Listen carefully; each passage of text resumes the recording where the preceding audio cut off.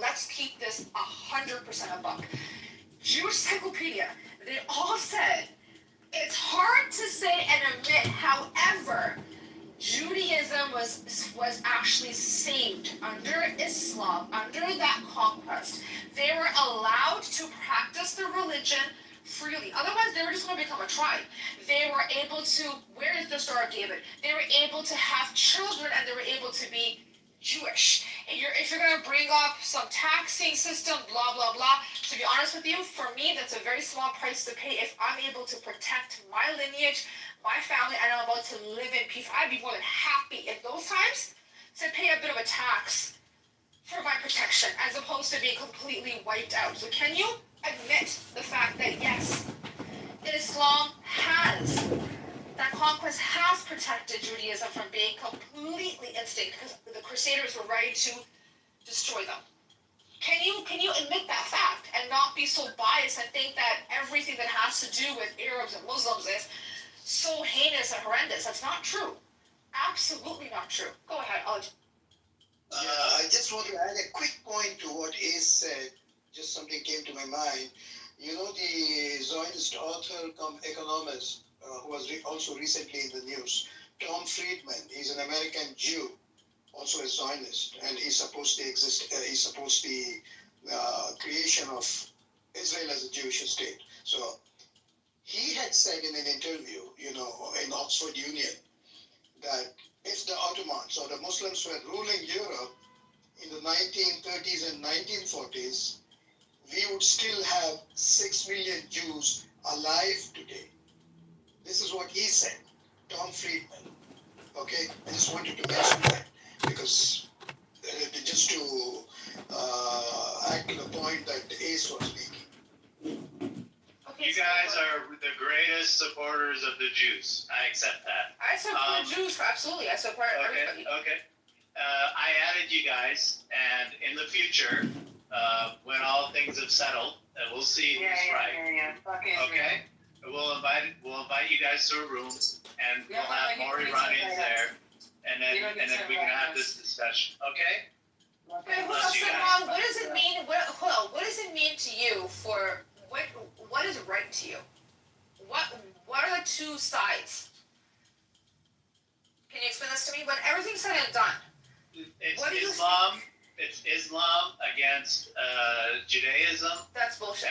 Oh my God. Yeah, that's the game. Colonialism. Hold on one second.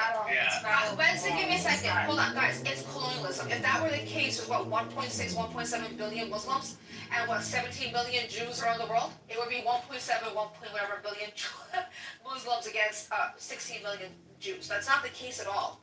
This is you are the one that's falling into this trap, and you for some reason have been taught to, I don't know, have some sort of distaste with your lineage. I don't know what it is, okay? I'm not gonna, I make assumptions is what I'm just kind of viewing. It is colonialism. It is land grab. And if you're gonna, and the only country that ever brought up, or only people try to do any of these things under the name of religion was the Zionist Jews. And Zionism and Judaism are two different things. Let's not conflate the two. I think people fuck up when they do that. Zionism is a political goal. It is to land grab. Judaism is a religion, but the Zionists are using the religion. Do you see how fucked up that is? Yeah, I see that, and they're winning, and too bad. They're not Too winning. bad for you Too guys. bad to who? Too You bad. sound like Too bad for you You guys. sound like the terrorist in the scene. Too bad. Stop. You're losing. Wait, Wednesday. You're losing. Guys, Salon, why You're can't you have losing. an intellectual conversation? Because I'm having an intellectual conversation right now. Nobody wins in these types of situations. There's never a fucking winner. It's really odd that you're trying to say you're losing. It's humanity losing. What's wrong with you? It is a colonialism pursuit. Look, the Muslims came from Arabia, okay, reached all the way to India, reached all the way to Europe. The biggest colonials in the world But are do the you see Muslims. them saying that we deserve this land because of something that was written in their And the Persians, wait. Game over. The Persians, This time you're gonna lose. a lot too. Wait, before Alexander the Great kicked your ass, right? How long did you imprison Egypt? How long before Alexander the Great kicked fucking Persians' ass? Yeah, well, the Egyptians, they speak Arabic. What happened to their culture and their language? Guys, why are we going back to Now your ass is getting kicked. Enjoy it. Enjoy it. Hold on, guys. Can we stick to topic here? You keep saying that this is one religion versus the other, but the only side that's actually evoking religious principles is the Zionists who are using Judaism. That's the only side doing it. So I don't know what you're trying to say here. Yes, Amalek. Oh wait, hold on. They want to take over Sheba Farms or Haifa or Jerusalem, all these different parts. Oh, because it's important to us. These are our religious sites, and this is the West Bank must be Judea and Samaria. Well, the West Bank has not been Judea and Samaria since what, 2,000 years ago? The name Philistine was what, over 2,200 years ago? Those names have not existed. Just like how Iran is Iran and not Persia, things change, things evolve, right? So why is it so difficult for you to see you're brainwashed? I don't have a bias. Can I just make a comment? One second, was it? He's brainwashed. I'm on the outside. I have no affiliation in any shape or form, and I can say this completely objectively. You're brainwashed. They've actually brainwashed you to go against your own people, to go against your ancestors and go against your lineage. You should fucking be ashamed of yourself. My ancestors are Cyrus the Great. And Cyrus the Great. Cyrus the Great got his ass kicked by Alexander the Great. Yeah, so did Prophet Muhammad, peace be upon him. He freed them. I'm not biased. The Prophet Muhammad, peace be upon him. You're Muslim. No, I'm not Muslim. I'm a Zoroastrian Iranian. You're Zoroastrian. I'm a Zoroastrian Iranian, and I am not Muslim. Hold on. This is how you guys are. You think your religion is a race. Your ancestry. Has anybody been Muslim? Is anybody Muslim? Is your mom, your dad, your grandpa, your grandmother? Are they Muslims? My ancestors are, some of them are Muslim because they were conquered by. Were you born into a Muslim family? Your mom, your dad. Okay, so you were born into Islam. These are your ancestors. You're actually just. No, they're not my ancestors. It's just a religion. Your parents and grandparents See, are that's not the way your the Muslims are. That's the way the No, Muslims are. They I'm not. conquer people. Stop, They stop, change their stop, religion. stop. They change their religion. And then when people change their religion back, you terrorist motherfuckers, all you do is say, oh, you're a Muslim. Fuck you guys. Fuck Islam. Let me speak. Fuck Muhammad. Fuck Muhammad. Ask the mosque. Ask the mosque. We'll be told. It's not going This to. is very. These don't come into our space anymore. We did not curse your religion out, your Austrian bitch, whatever. Let's talk about fire. Hang on. So the issue we have is because a lot of these people, some of these people are delusional, not for real. They're filled with hate, but it takes a while to see it, right? Actually, let's bring Armin up. I haven't spoken to Armin in a while. You know, they come out with the start of. Sure, Wednesday. Just give me 10-15 seconds. They just, they start off talking nicely, humanitarian, blah, blah, blah, blah. Can I say something regarding the Zoroastrians? They lose argument. They will, go into this religion, this, okay. Anyway, Just hate. they expose themselves. Anyway, I want to give the mic to Wednesday. She wanted to speak, and then I think Fred wanted to speak. Wednesday and Fred, please. Oh yeah, I just wanted to say he said something about it's a Muslim and Jewish war or whatever, right? Outside of Israel, Jews live in most Jews live in New York City. And I just found out myself, out of the whole United States of America, most Muslims live in New York City. So of most Jews and Muslims live in New York City, and they're able to walk around and be peaceful with each other. So who's the problem here? Who's the problem? Could be Israel, could be Zionism. Could that be it? I don't know. Because outside of this whole situation, they're living good in America, in New York City. That's one. There's mosques, there's synagogues, they're not fighting each other. So is it a Muslim or Jewish thing? Or is it colonialism? Is it Zionism, the political form of Zionism? That's two. I agree, and same in Montreal. You can see the picture. It's from Montreal. This is it. This is it. Sir, an ounce to go. Come on. And it's yours, bro. You did it. Oh yeah, I would like to also add, Listen, what do you think? yeah, for the last 2 days, Israel has been asking the United States Take it easy, man. You won. to help. So we're gonna play. Now, are they going to supply them with weapons? Yes, they probably are. But that's nothing new, right? But really been asking for help, boots on the ground. They have been begging for boots on the ground. And the United States have said no. There's an article from Times of Israel, and there's another article from Axios. I'll find the article from Axios. Okay, Fred, you wanted to speak. Yeah. So I'm Persian with it too. I just wanted to say something about the Zoroastrians. He was saying that he is one of them. So what is happening around? Lots of people who don't like the operation by the government and the regime, I can say, and they don't want to be oppressed by how should I say that, to give By them the religion regime? instead of choosing. Yeah, from the RGC. Actually, no. IRGC is part of the regime, and so it's the regime is way bigger than So this. you're able to separate the regime from the religion, because I don't like that fact that he's blaming religion. It's politics. Yeah, I do understand. Yeah, the Islam is kind of adopted in Iran, and they changed its way to be a Persian kind of Islam Shia way. But religion's being exploited. It's actually really wrong for them to be doing that. They're doing things under the name of religion that they shouldn't be doing. Look at what the hell what Israel's doing, right? I believe actually Shia is way more dynamic and from other kind of branches in Islam.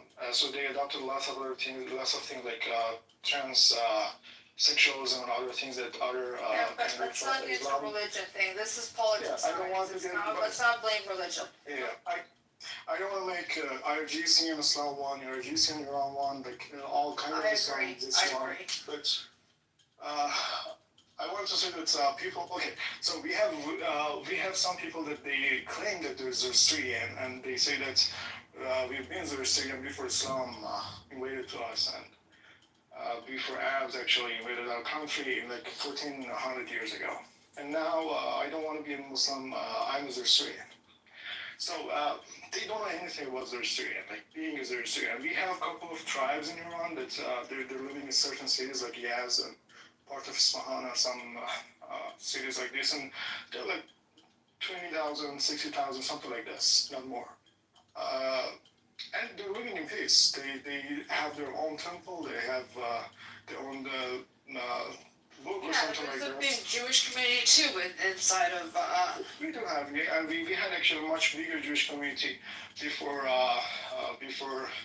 revolution, and they were going back and forth to Israel, and then they all moved. We have a big bunch of them actually in Iran, in Tehran, in Sarandaj, and some other areas, and they're living in peace. We even have some political person from Jewish community which we haven't in our Congress. So you're proving that this regime isn't what people are making it. Why they're so oppressive. They're not even, if they didn't even want Jews or anybody else to exist, then they would have expelled them. They're not. And I know this for a fact. That's absolutely right. So I want to say that lots of people actually right now, they're claiming that they're Zoroastrian, but they don't know anything about Zoroastrian. They're just trying to escape from Islam. Okay, I'm not a religious person myself. I born from Muslim ancestry, but I don't practice Islam. And I'm not falling for Zoroastrian shit too, because it's a bullshit that you don't know anything about it. They don't have an actual real book with all the codes and anything that you can say it came from prophet or something. It's a couple of three words, a phrase of three rules. I can say. You do good, behave good, say good, something like this. Very short. And it has a sign and they tattoo on their body or something like this. They just want to get out of Islam in some ways. So, and you see that they're angry, they're aggressive, and they say bad thing about Islam, and that's why they didn't choose to be a Muslim, and that's what's going to happen to anyone in a religion. If you're a person to choose and to be one, they want to be something else. It's just the human nature. They don't want to be something that you tell them that you should be like this. Unless you give them privileges because of that, unless you say, I know, the narrative that you give the person is that if you're this, you're better than others. If you're this, you're good. If you're this, you have the, I don't know, rich culture or something like Well, this. that's So what Israel does. that's exactly what Israel Yeah, does. but So they don't run away from their religion. Do you see that? Israel that's deals why, with that, because and they don't run away from it. They actually. because they get the privilege. They rob whole world. They get all the funds from Israel, from US and other countries, and they play the victim cards, and they will so and so. Okay, so I just wanted to say that if you see someone who comes and say I'm Persian, I'm Syrian, and I find Islam, something like this, they just escape from Islam. And like if a good narrative was given to them, the true narrative that what happened to this country and how they become a Muslim, they actually wasn't escaping from it. And if this regime, I'm not supporting the regime, but I'm supporting Iran from Israel and any shitty country like Israel. But what I'm trying to say that right now, people of Iran, they're under a big propaganda for like 30 years. Okay, so they founded a like 24 hours news agency kind of things that have fun things to play, that has lots of like between the news that they give to the people, they treat them better than the government media. Well, Fred, I have a question. Sorry, I don't mean to interrupt you, but because it ties to what you just said.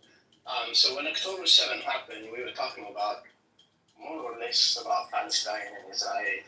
It wasn't more of like Muslim versus Judaism or Wahhabi. So right now, Iran as a country has its own domestic problem, right? It's got its own history, and being Muslim in Iran probably means different from being Muslim somewhere else. So why is the religion so much at the center of last couple of days debate?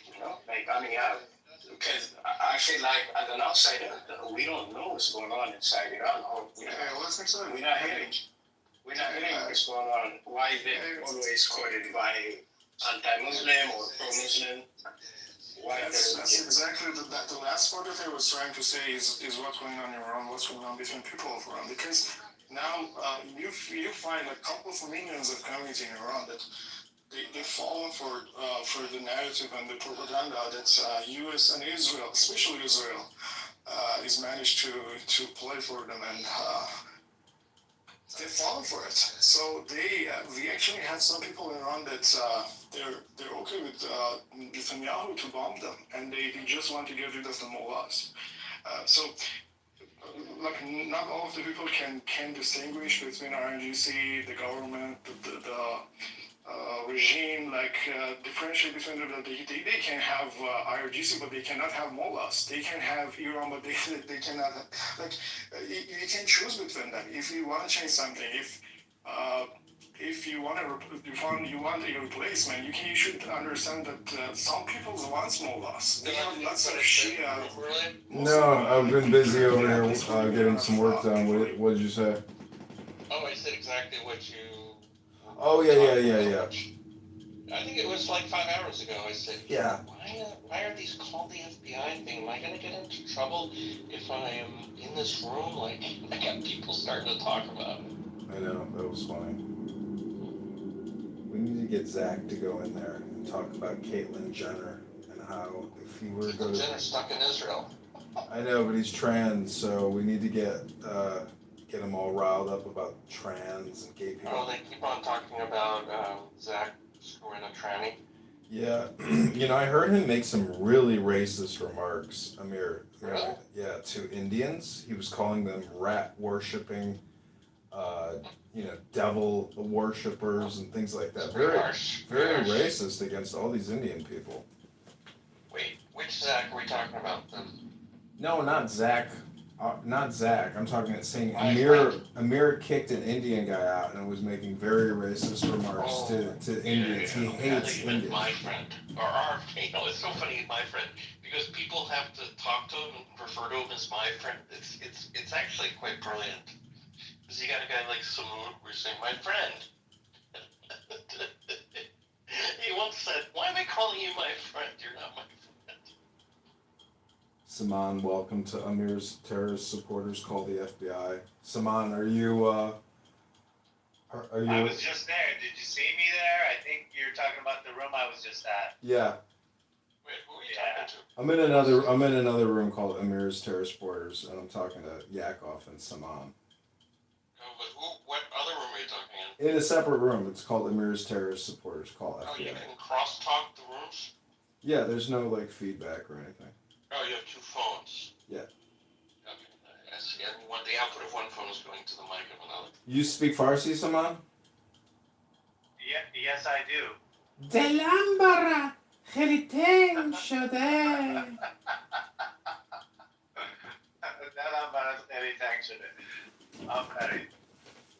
Okay, this is Where's Yakov? We're not terrorist supporters, right? This is a normal person's room. No, I'm recording Amir. Balchistan is going to get detached and I'm rebroadcasting him across multiple platforms and encouraging people to contact the FBI and report him. South Park can get separated because they have always and they're having some. What the funniest part is people go into the room and then they say somebody's live streaming your room into another room, and then everybody has a panic attack. Down to people off room, and it's really hard to change the narrative when they have been exposed to this narrative for 30 years. Alright, Simon, have a great Saturday night. I'm going to turn the volume down. Playing this propaganda, and this last 10 years they have founded a new. Founded a new channel, news agency. They call it Iran International, and it's like the most it's a news agency from Mossad. They treat people in any way, and the most interesting thing is they're trying to show the regime a corrupted regime who is stolen and giving the money to Arabs and Lebanon and things, and they spend the money to do things for them, and they don't have any proof. They don't show any proof, but they tell it again and again and again. They make reports and they maneuver around it, and people fall for it. People they can.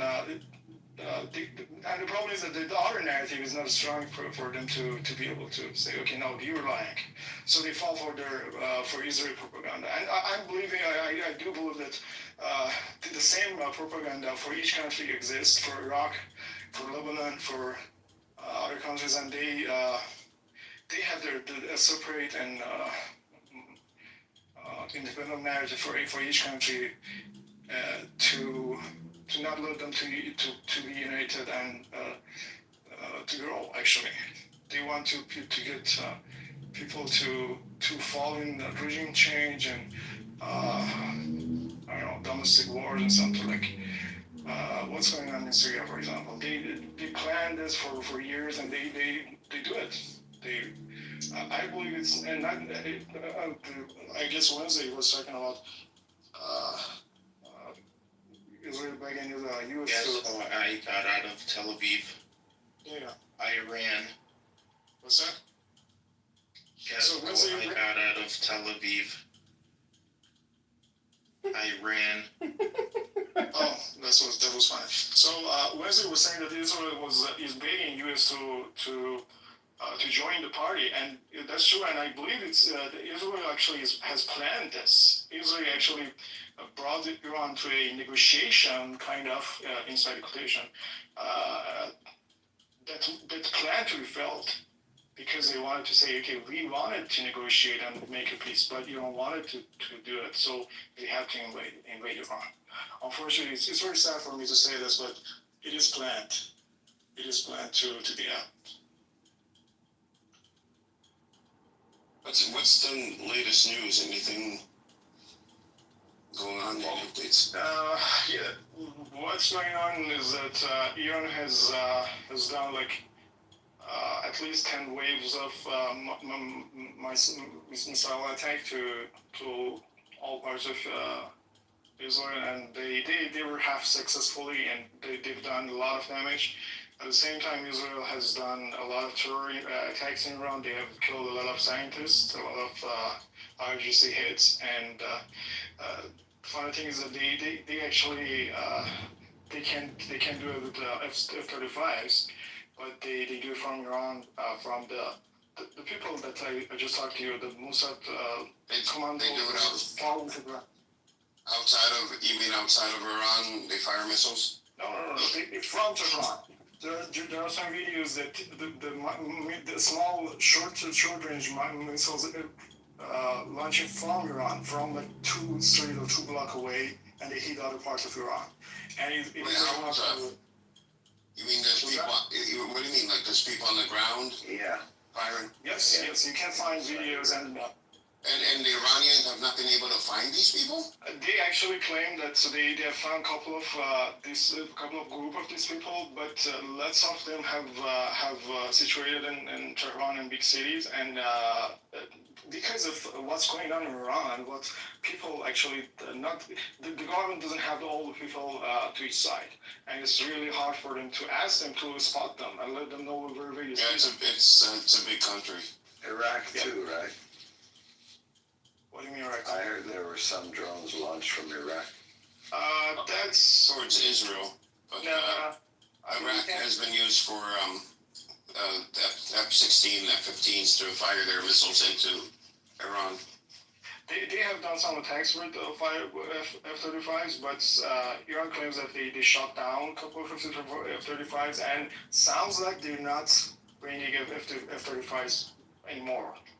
It sounds like, because you see more of the drone attack from inside, that they're doing their bombing and making exploding inside the closed parts of the ground. So okay, and you see if any missile come from Earth, you see a trace or something that hits, and there's a sound that comes from it. You don't hear any of this. You just hear the explosion.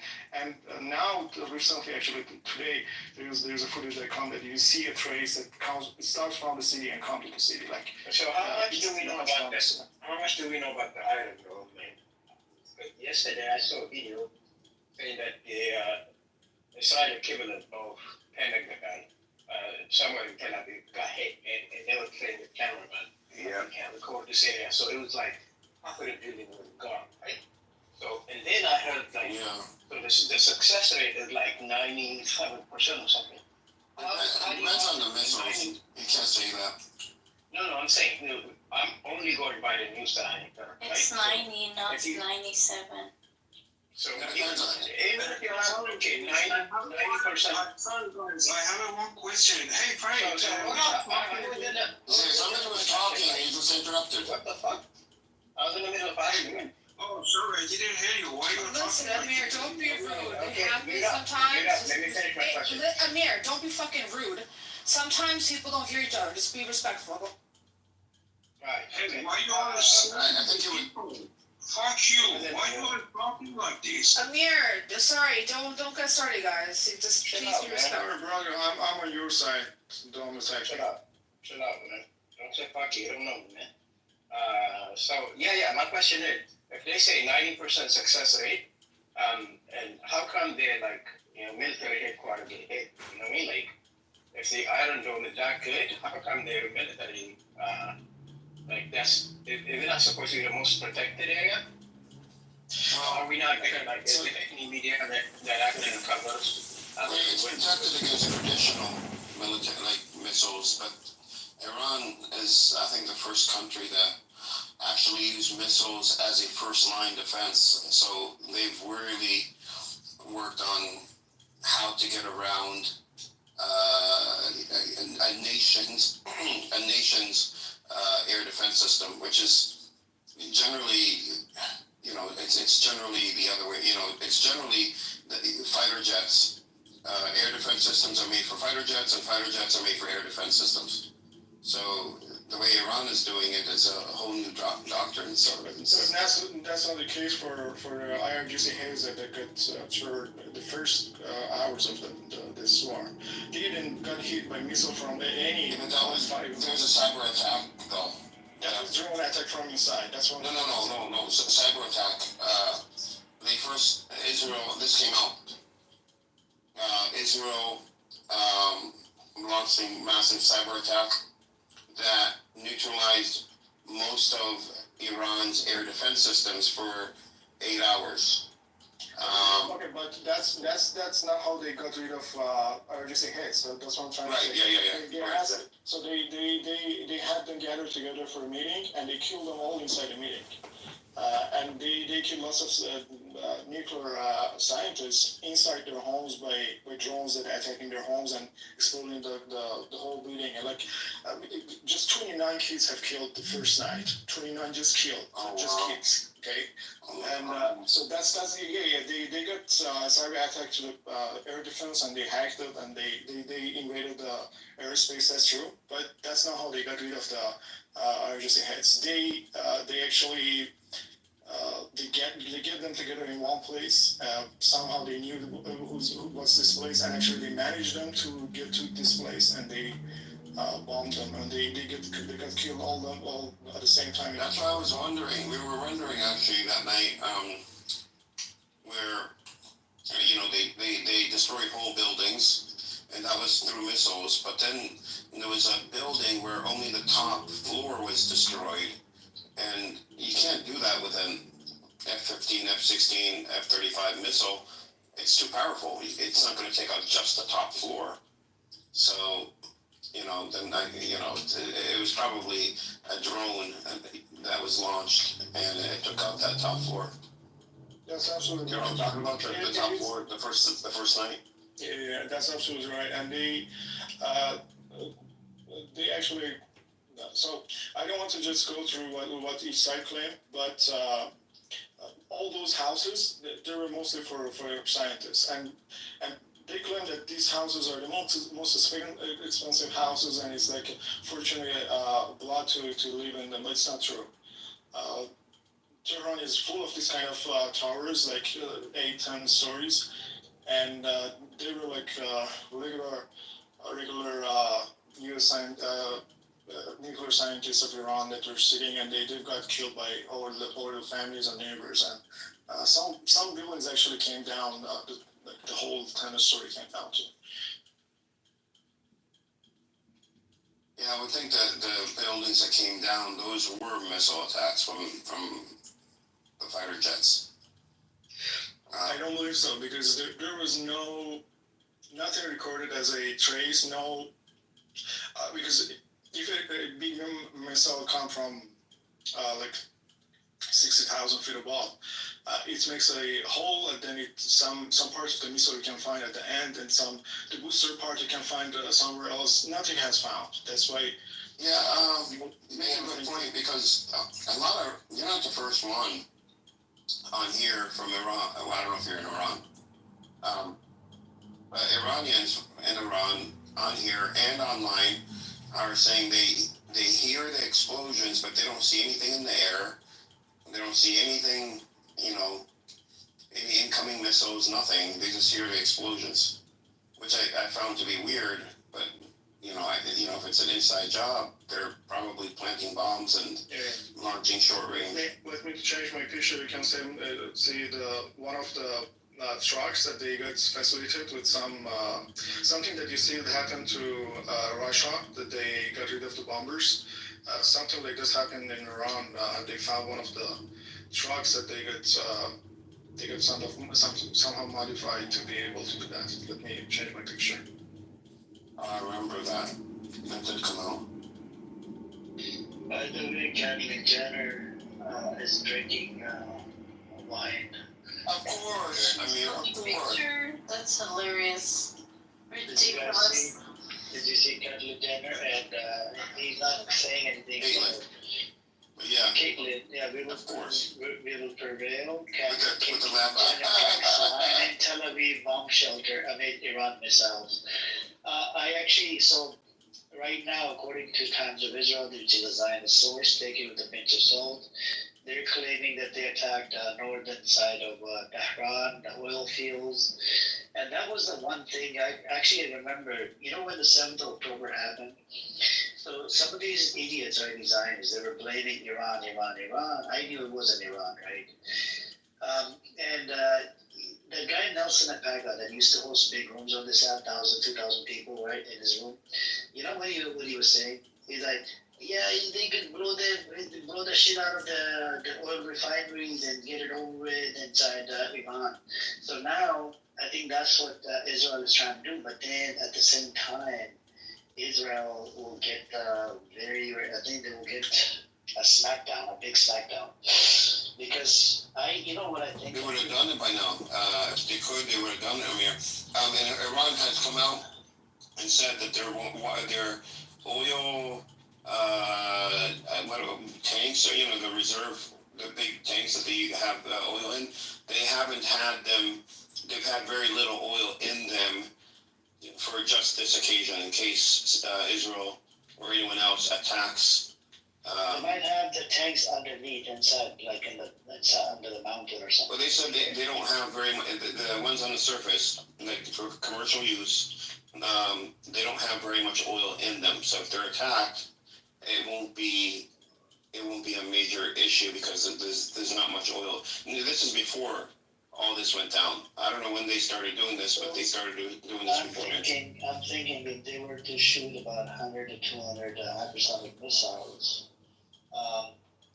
These are militaries, Iran. Okay. If Iran was to shoot 100 hypersonic missiles, because they travel at 3,800 miles an hour, right? So they within like minutes they reach to Israel, and the defense system would get overwhelmed, and the hypersonic missiles would go through easily, no problem.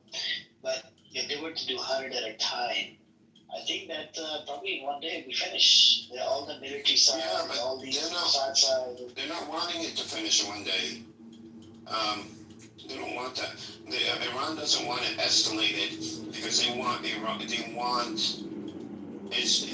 to continue as long as they can. They know that there's going to be international pressure to stop on both sides to end it. But as long as they keep it low escalation, they'll have an extra few days, an extra week, and this does more damage to, number one, Iran's economy is already it's not doing very well, obviously, because of the sanctions and everything. But Israel's economy, even though it's not doing very well, it is the driving force behind its government, behind its nation. I mean, so if Iran could keep the escalation going the way it is now, nothing can get done in Israel. It doesn't have to do anymore. Like you can't do business like this. You have these. You should see. Did you see the missiles from today? These aren't the same missiles that they've ever launched before, and they're not even the most advanced ones they have. They're like mid level, and they're doing like 5 times more damage. They're massive, and they're coming in at Mach 13, and they don't have to overwhelm. One missile is able to evade their air defense systems, and so they'd rather just have missiles come down unpredictably and keep the government in a position where it's not functioning optimally and is in a dysfunctional state in Israel, which, of course, and at the same time, the economy itself, everybody's hiding in bunkers, nobody's doing anything. What do you think is going to happen to the country? That is the real damage. So I think that's Iran's strategy, is to damage Israel and keep it damaged long after they repair the damage of the missiles. After this conflict. Look at those weird ass. He said nobody's hiding in bunkers when we literally see videos of them running, picking up their kids and running. It's all about lies. It's all about he could take facts and twist them to his own narrative and then talk about how honest he is. And Rama, how does it make you feel since I'm not allowing you on the stage? I'm suppressing your voice. Good, yes, exactly what he does to other people. Maybe I'll learn your lesson. You keep on deleting messages, right? You don't allow other people to speak, right? You want someone to come out. Yeah, you want echo chamber in your rooms. I mean, that's what happens. You sit in the audience and just yep, and just be a keyboard warrior. And he talks about democracy. Sorry. Right, go ahead. No, that's all I want to say. I'm just so disappointed that first of all he keeps talking about Jews like everyone wants to belong to Israel, which is absolutely false, and we know that for facts. And he talks about democracy when he doesn't allow people to discuss anything with him at any time.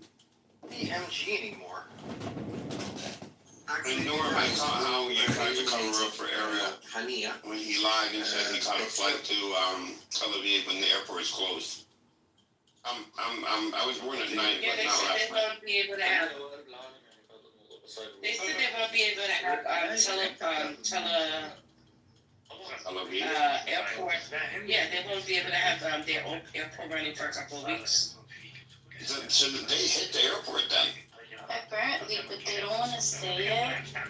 Yeah, because they don't want the people. And they wouldn't have video of that because who's actually, they closed the airport down, I'm sure, first thing they did, so there was nobody there.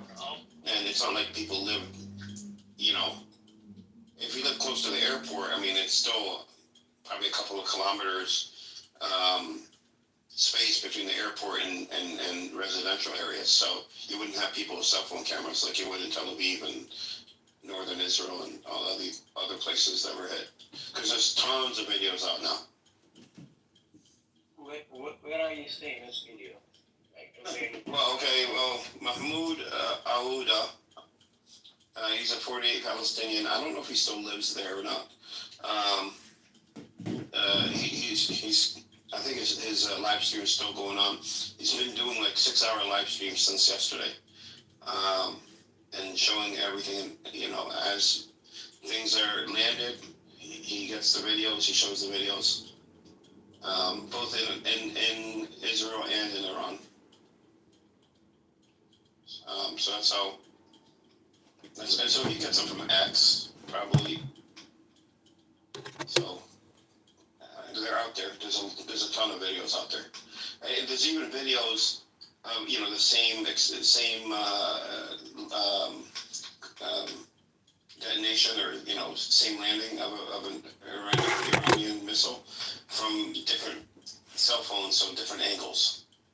That guy was like when Wafer asked him what happens after the Iranian regime falls. He was like, oh, we're going to have our own elections, we're going to have this, we're going to have that. And I'm thinking to myself, this guy, he is delusional.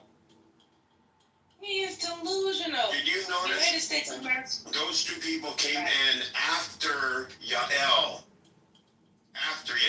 So she pinged them in after she left. Because they were spouting the same garbage that she spouts. Probably. If anybody else want to chime in, Gloria, if you want to come on up, you're welcome to come on up as well. We'll give you the mic, don't worry. Nobody's going to steal the mic. Farhad, is it Farhad? Do you want to speak? Okay, one last question before you go. Do you think Palestine get a break in all of this? Like, do you think this campaign? So the West Bank is under lockdown for 2 days now. Nobody comes in, nobody can even move. And Gaza, We don't know what's happening in Gaza right now. They killed over 20 people in Gaza. This was the recent news.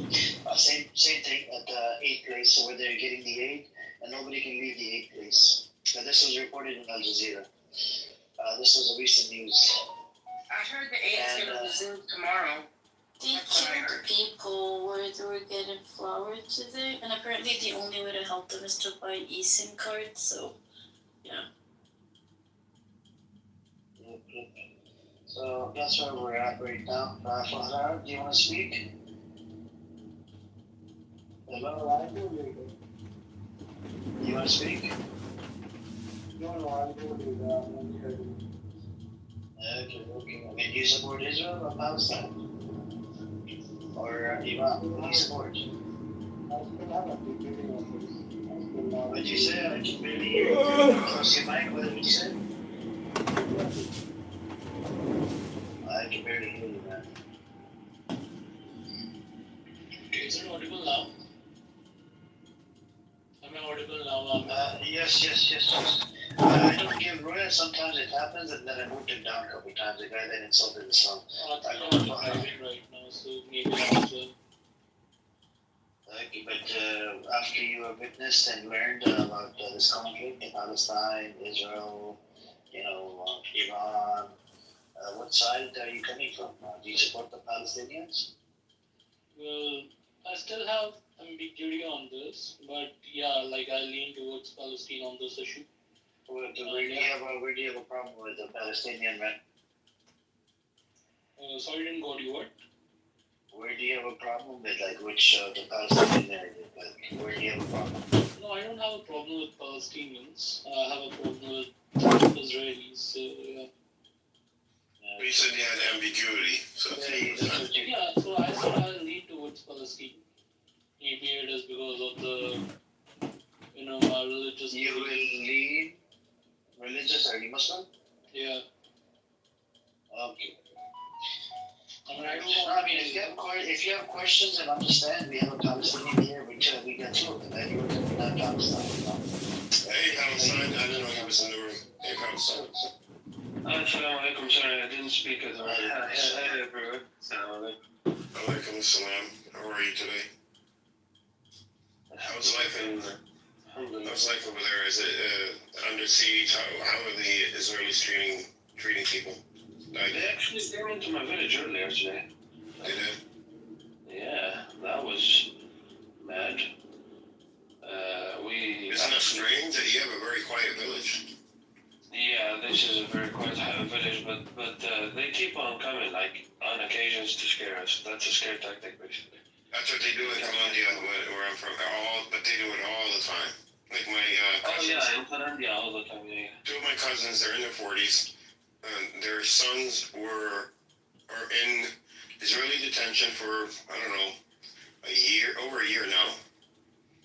And up to a few months ago, they were coming into both their father's houses. So their fathers are my cousins, so I guess their sons would be my second cousins. Yeah. So they were going into their house, two houses.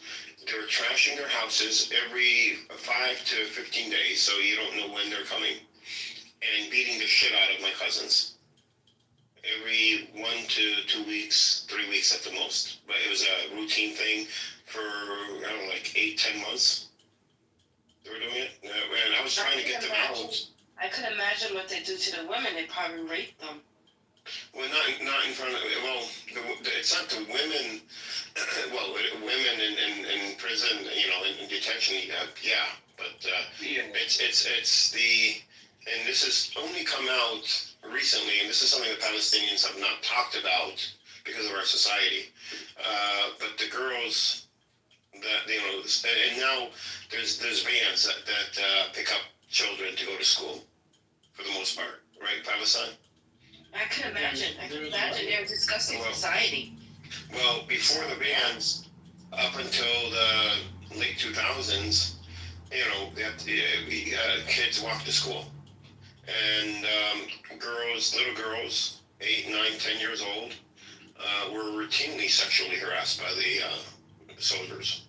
Yeah. And worse.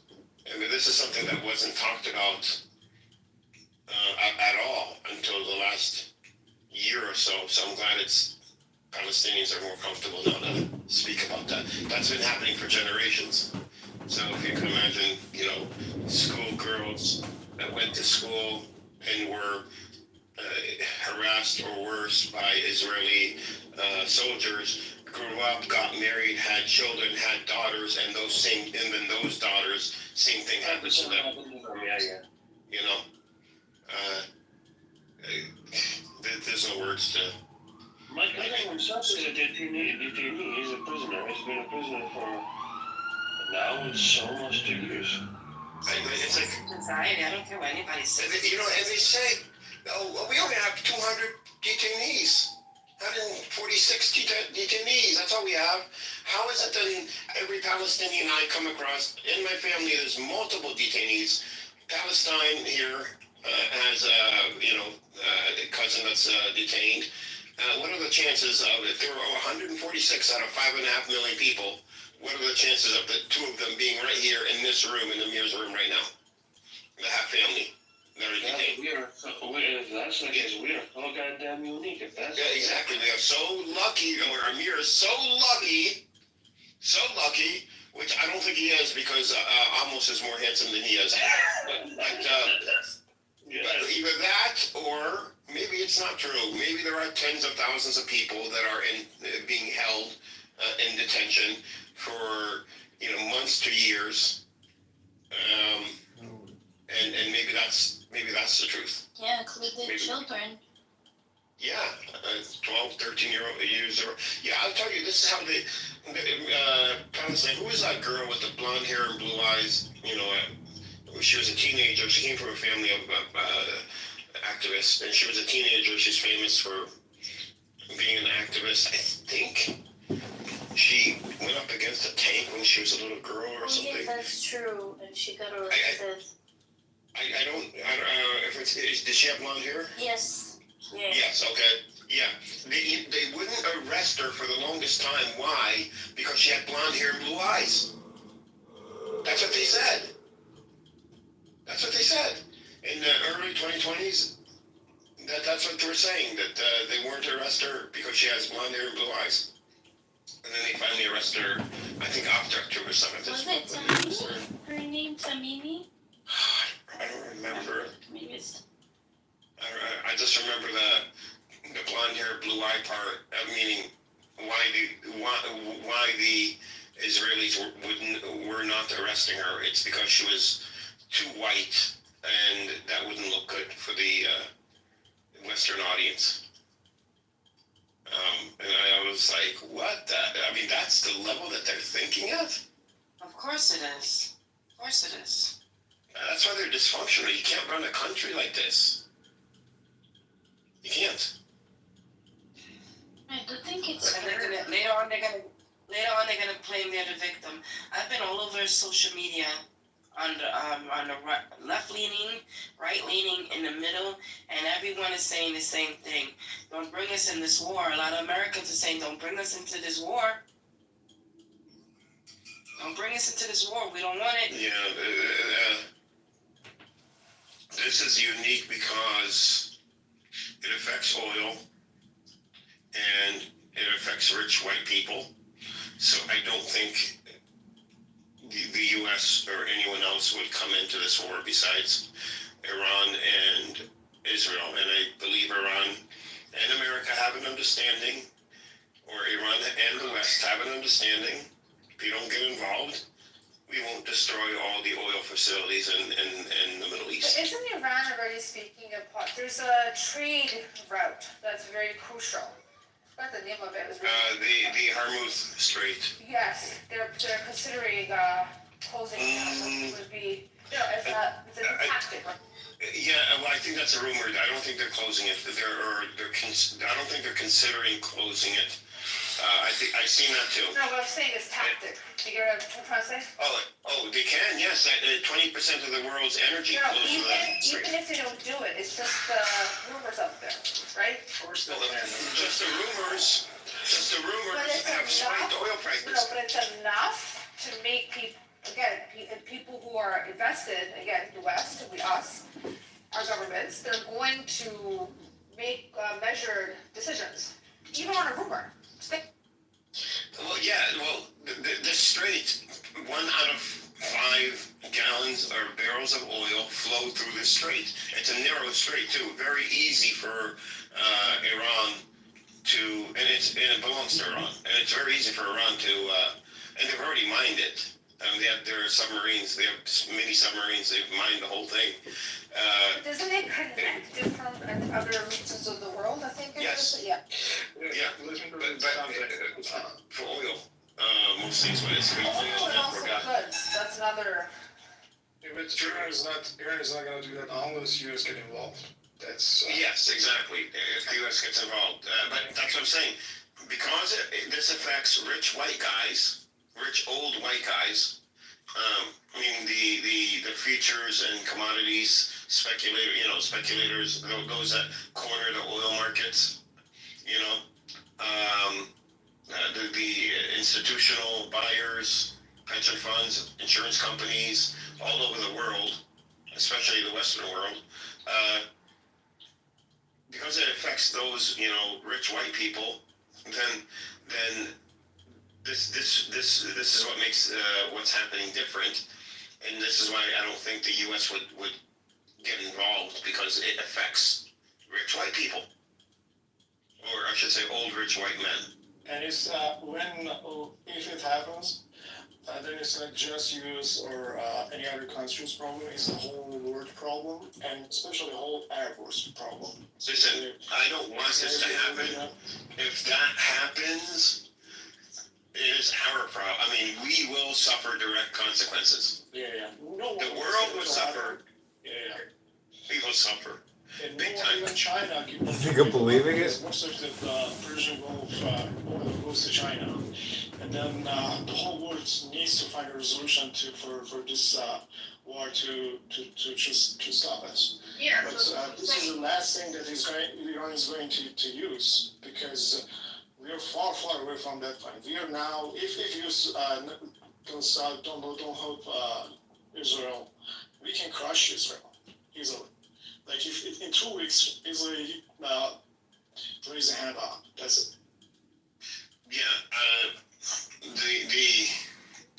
The thing that also keep in mind, if 10,000 missiles start moving towards Tel Aviv, then Israel may think about nuclear weapons. Oh, by the way, Iran did say that they were going to be hitting the Muna site. They already hit. So hold on 1 second. Oh, they did. Nuclear weapons. But the last part, Guys, Pakistan has backed very obviously, and they are a nuclear powerhouse. They are very up there. For them to have not just said it, but them to have moved their navy and actually are aligning themselves. This is one of the most powerful moves that was done, and good for Pakistan. Thank God somebody did something that was valuable. Yeah. For them, this is where Israel gets fucked here. So Iran does not have that nuclear weapon. Obviously, we know this. But guess what?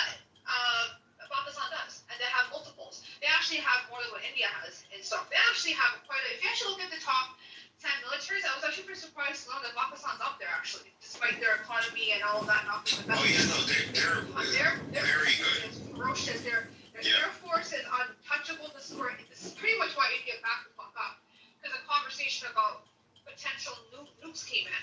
It's a deterrent. So I don't think that Israel is going to start to run to nukes, knowing full well that Pakistan is ready to go. They made it. There is another scenario too. Let me tell you something. We have, based on their confession, we have enough uranium to make 10 or 14 bombs. And in that doom state, if Israel wants to use nuke against Iran, they have 10 days to leave the whole country. The whole 9 million, 10 million, they need to leave the country. And even we have made facilities on the ground that even the nuclear bomb cannot destroy them. And that's not a choice for them. That's not an option to choose. I don't even think Iran would even bother making the nuclear bombs. I think they'll just buy them from North Korea if they haven't already. For a just-in-case scenario type of thing, because they could just as easily buy them from North Korea. And that's the reason. And North Korea would sell them the whole weapon. That's true, and that's the reason that Iran always said that I don't want to make one, because I know that I'm not going to use it.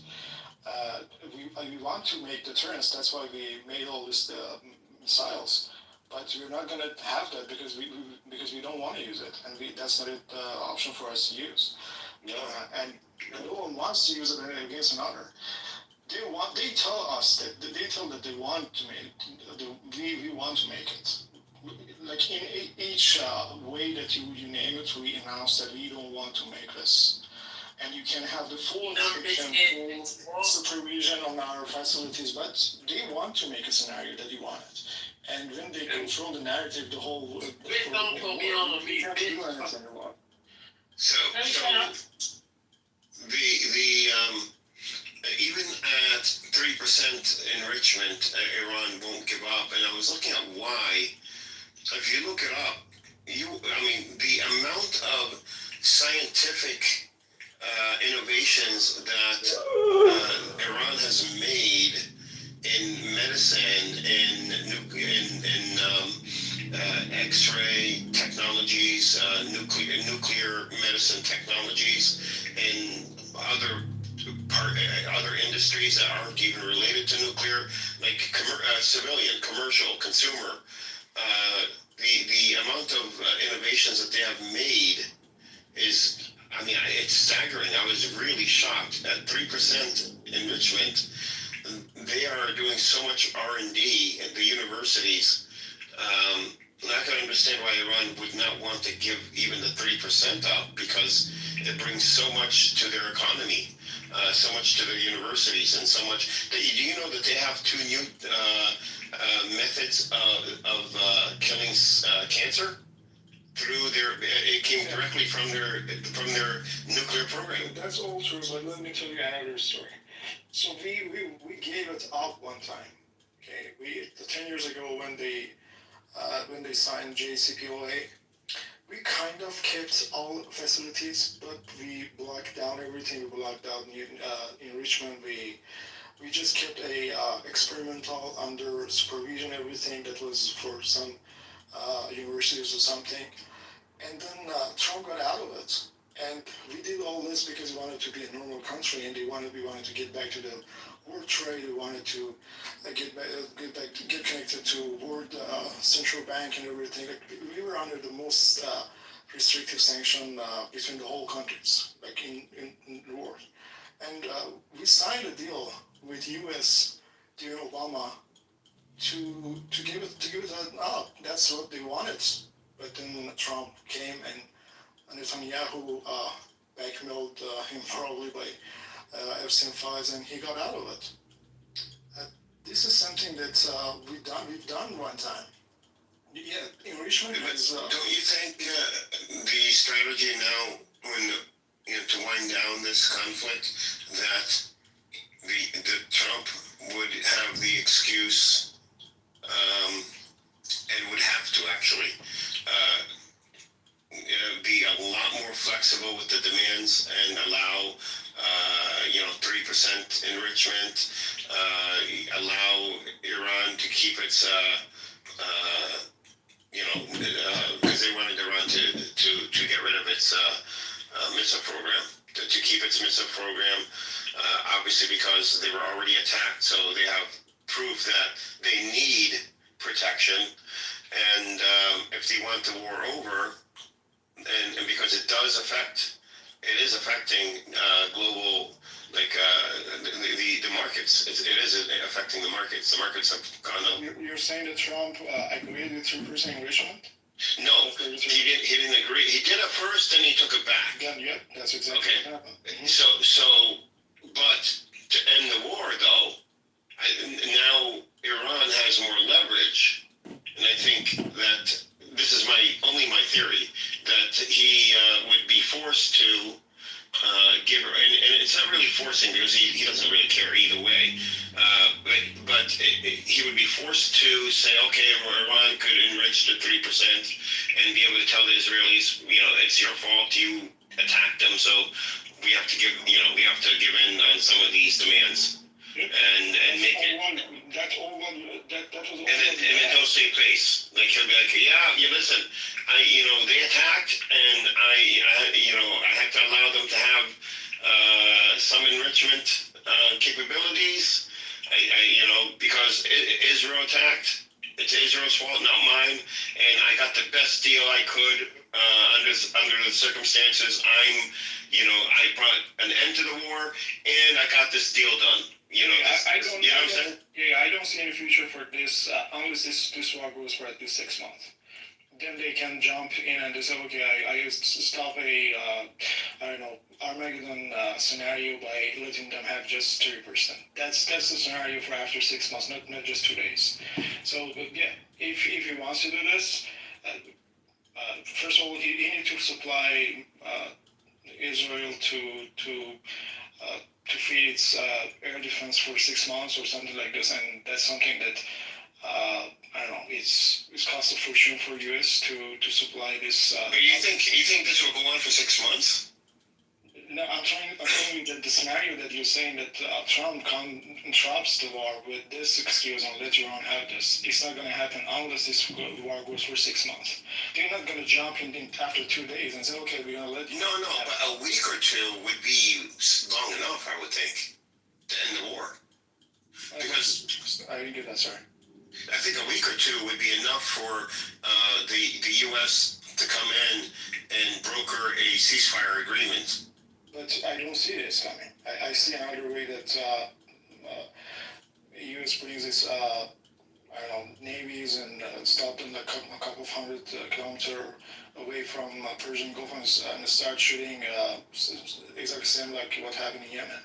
Start shooting air defense and fail them and make it ready for Israel to bring its F-35s and make a demolished country from Iran. That's the scenario that I see Trump is following. Edward, I have a different. I visualize a different scenario. So far, Iran has been very careful in not attacking any place, any base, or anything that's related directly to the U.S. Yes. Making sure that U.S. does not get any opportunity to get involved in the war. Okay, no direct involvement. But at the same time, I believe that Israel will very soon carry out a false flag attack against one of America's bases or America's interests within the U.S. or somewhere outside of U.S. and put the blame on Iran, thus making sure that U.S. does get involved. This is a scenario I'm playing with. And Trump may not even be aware of it. But Trump's ministers, Trump's administration, like Marco Rubio, Huckabee in Israel, all these people will already be discussing with Netanyahu how to go behind Trump and carry out a false flag attack, and immediately America will be forced to get involved in it. That's the scenario I think. Well, here's the flaw. It does sound feasible. The only flaw is all Iran has to do is say no, that wasn't us, because Iran. Why would Iran attack and then deny that they attacked? And why would they attack the United States and then deny it? So if they just say no, that was not us, it had nothing to do with this. In this specific scenario, I think that would be more than sufficient for the U.S. To say, it wasn't them. Especially if Iran says it to the world. Didn't you see what happened to Afghanistan or Iraq? Another country did the 9/11 and they invaded. But they didn't have the leverage that Iran has. Sorry? They didn't have the leverage that Iran has. Remember, we talked about Strait of Hormuz. We don't have any leverage. It's not about leverage. No, that is leverage. No, it's not about the leverage. It's about controlling the narrative. It's when but at that point in time, the U.S. administration wanted to go to war, and the U.S. public wasn't really against it, right? Now, you have Trump does not want to start wars. There are people in his administration that do want war, right? But the U.S. public absolutely does not want to get involved. But you can't say that. It's always about leverage. They want the war. Let me tell you something. They say something, but they act differently. They say we wanted to push it, but they acted. I think there are people in the Trump administration that want war. There are people that don't want war. And we can't actually do war right now with Iran. Our forces are spread out. When it comes to bringing in aircraft strike groups, I mean, the Houthis were able to drive them away. Well, what do you think Iran would be able to do? I don't see that scenario playing out where America brings in a strike, because if America does that, then they are responsible for what happens with the oil prices in America, with American citizens feeling the effects. Not only American citizens, but citizens all over the world. I can't imagine America putting itself in that position. It would be like all what you're saying makes it a difficult war for US. It doesn't make it unfeasible. Okay. It's gonna hit the US economy. It's gonna make it ruin the credit again, and all overcoming the social narrative or the medias and everything. But no, it's not. You can't say it's not possible. And just see this motivation that they are like $34 or $37 trillion under the debt, and a war can help them to just somehow, waive this debt and somehow fix it and say, okay, we have to do something. They can somehow. You think that World War II, like World War I and World War II, required a vast, massive manufacturing infrastructure here in the U.S. to support the weapons created. What about now? I like how he's the one who said now. when I was like 13. We did that when you were 13, okay. You can never underrate a good ficus. I'll just give you that. I don't fucking know. The only plant I ever ate is I had a quarter of dope. Fake. I had a quarter of marijuana on me and got pulled over by the cops, and I ate the whole quarter. Brother, you must have What high in for the 2 days. fuck? It's just like Super Troopers. Yeah, for real. How'd that go? Sometimes you gotta do what you gotta do. I don't know what to tell you. It's like, I need to make this disappear. No. Yeah. I'm already pulled over. You can't pull There's nothing on me, officer. Wait, are you real? Let me touch you real quick. It's when you wrap it in plastic bags. You don't ingest it. Hey, we're not doing smuggling, okay? That's not happening. Also, ingesting is not the best way to do it. Just put it right up your ass. Yeah, I was gonna go with choking to death. I'll just rather choke to death. That's all. I'm saying, man. You're gonna be feeling something either way. You know, there's fun fact, if you were to actually take the whole, exposed thing and put it up your ass, there's actually a lot of receptors inside of your ass that allow you to take in the THC. So some people literally inject the THC in their ass. The same as, yeah. That's the same thing with alcohol. It is called bud chugging. I never heard about that one before, but god fucking damn, people are fucked up. Rumor has it it works with into. Of course it does, Suki. It also works with tampons. What the fuck? Very much not. What in the fuck? Wow. How do you know that? How are the most things? Is this one of the you can in fact just do things and you just figured shit out because of it? Well, I mean, you can put sins anywhere. You can put them between your toes, behind your ears. Just pick up information on my travels. I don't know what to tell you. You can put them in your foreskin.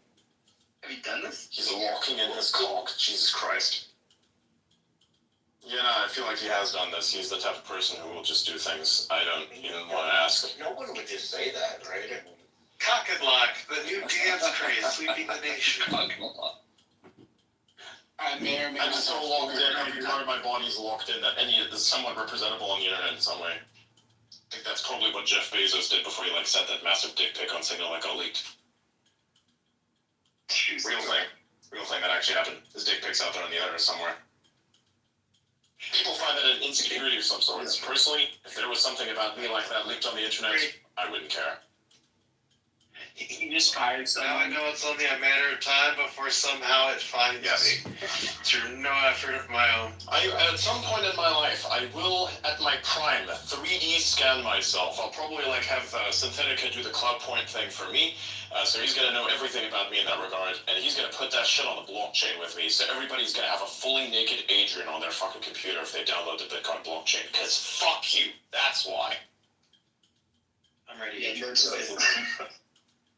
He's ready to chef at any point. He wants this to happen. Let's do it. I will save enough money to do that if it costs $1 million and be like, hey, did you immortalize yourself? Yes, here's a link. He's like zesty grandpa, you know?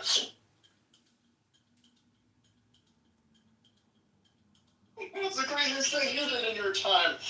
Well, I once 3D scanned myself in a very exposed manner and put it on every single part of the unknown internet, also known as Bitcoin. Ever heard of it?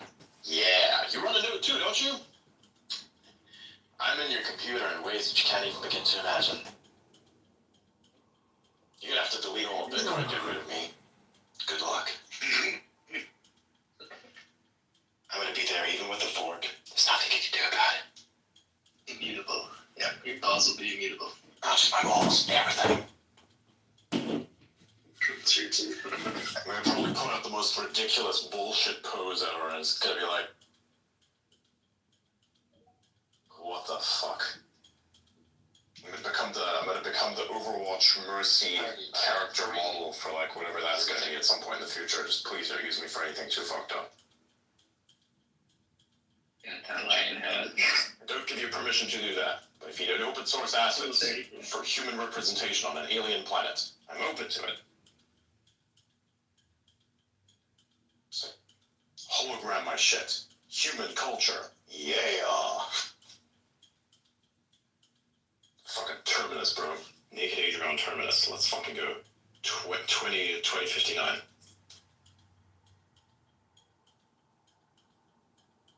That's what it turns out.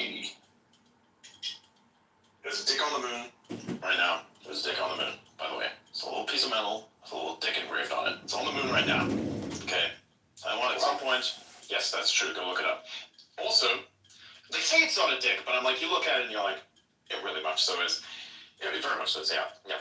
So I'm thinking of putting a fully naked scan of myself on Mars at some point. I definitely want to do that. If space transportation is good enough to do that, I will make sure at least somebody takes it there and then puts it on Terminus, because, you know, why not? Like, it's for science. And that science is my mental expansion and just general frolicking fuckery. Yeah. You know, the esoteric memes I post, you think, like, you know, a lot of that shit I mean. I'm actually serious about this, by the way. I'm not kidding. I'm actually serious about this. More like Terminus. Exactly. Do you want like a metal plaque landed there, or do you want to like engrave it from orbit? The engraving from orbit bit is going to require alien technology, but I'm considering royalties so that can be acquired. And yes, I will laser my naked self into Mars at some point, if that's possible. Excellent. Yes. JP, one of our listeners just sent me the coordinates. Incredible. Or the I mean, we should probably not talk about this in public, you know? Yeah. Keep it out. Okay. So we're about to have some sort of gay meetup? What's happening? We're gonna go search for something. I don't want to fucking hear it. I don't want to fucking hear it. No. I already know exactly what you're talking about. I don't want to fucking hear it. We're going gator hunting. Yeah, sure. That's one very, very glowy gator you're gonna be hunting. Gator. Yeah, probably all the radiation, like trying to gator is gay, and that's swamp. That's why, like, you know, security. That's how we know we're close to gators and glowing. Exactly. Always They're gonna make some shiny boots.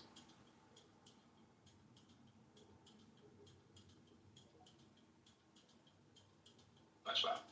There used to be an app with a Windows CE device, so, like, remember Windows Mobile? And it was Gator. You could click it, and then it would, like, open an app, and you could pretend to scan people. Give gayness. Actually, you know what? You can actually do something like that exists. You guys, here's what you can do, right? Not saying you should do this in public. I'm just saying there's potential for you to be able to do this if you wanted to. You can, in fact, just download the notification button for Grindr and then go behind people and play it. If he turns around, then you got one. I don't even know what that sounds like, so I definitely wouldn't turn around. I mean, maybe I do. I was gonna say that sounds like you definitely know what it sounds like. I'm gonna go look it up right now. Hang on a minute. I really don't. Lance, can you go look it up and play it?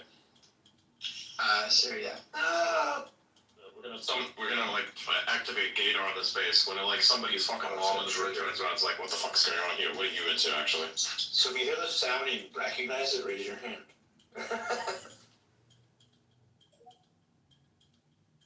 You should put it as one of the soundboard options on Discord too. Oh yeah, 100%. And if I hear somebody like pick up his phone, like you make that sound that comes like you grabbing the phone and slipping it off. That's like, they're like, fuck, you got one. We're not gay phobic or anything. It's just funny, you know. We're not afraid of the gays. If you still happen to be gay, there's a future in which we work together. Don't worry. So long as you don't go super zesty with us for reasons that we don't like to consent to. We do in fact just want to bail things. We don't care. That's the one. Okay. Yeah. Even sounds gay. Even sounds gay.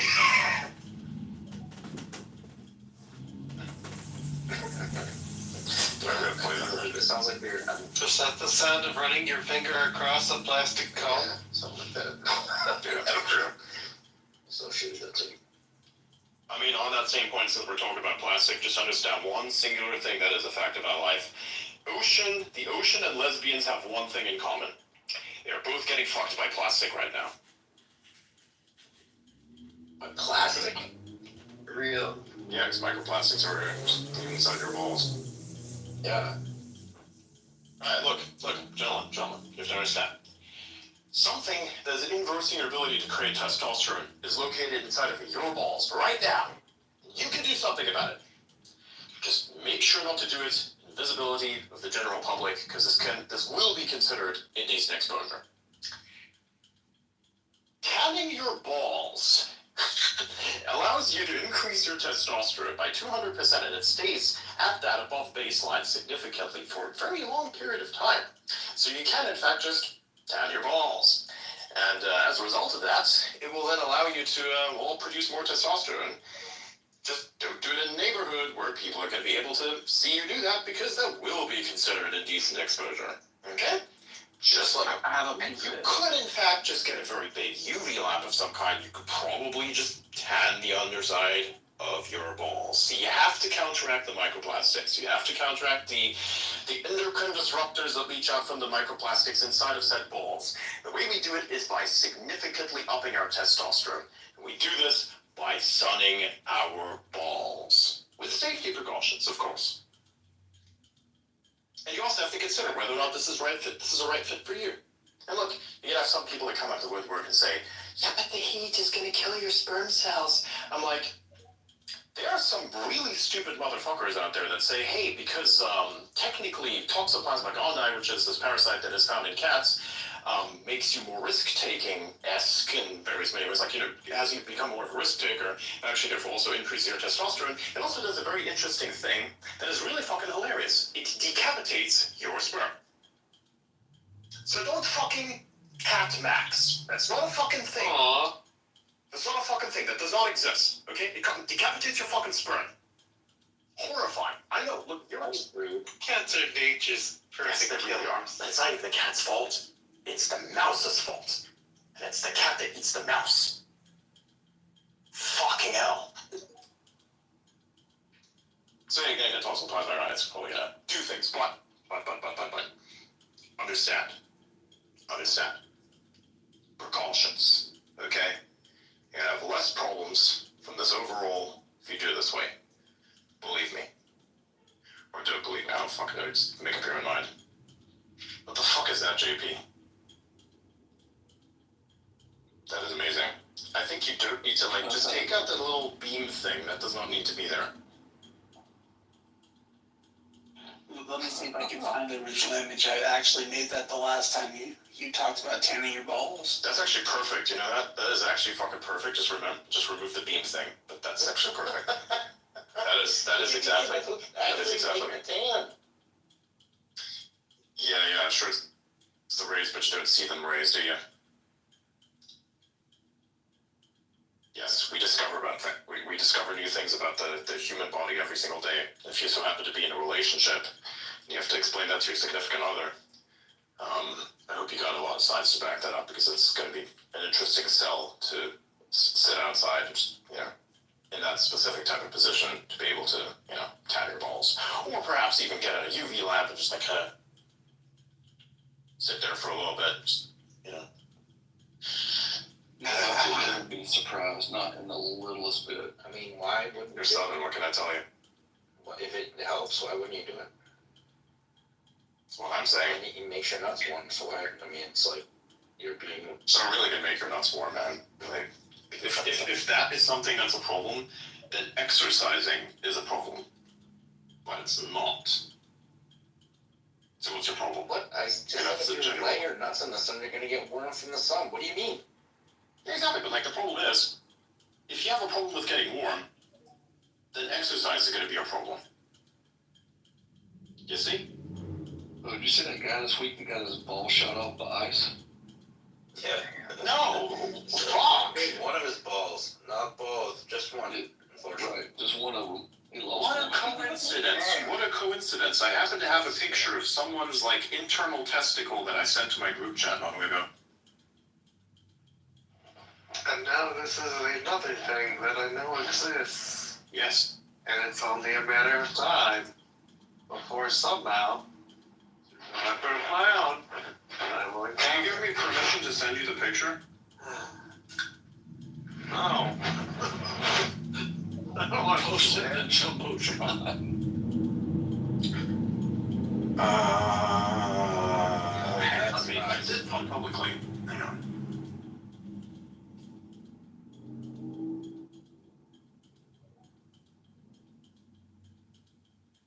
Let me take a look. Nope, it's not there. We didn't do that. For science. This guy was kind of an Asian guy. He was complaining about getting his ball shot off by ice this week. It was pretty funny, actually. Jesus Christ. No, the actually funny one was the guy who was being tackled. Bro. The guy got shoulder tackled, fucking XP, bro. That dude got eliminated. He like threw some shit, he like threw a water bottle or some shit at like an ice guy. Like, well, actually, no, sorry, one of the LAPD dudes. And then bro just like walked away, and some random upstanding citizen decided to like just completely come in clutch and just shoulder tackle this motherfucker.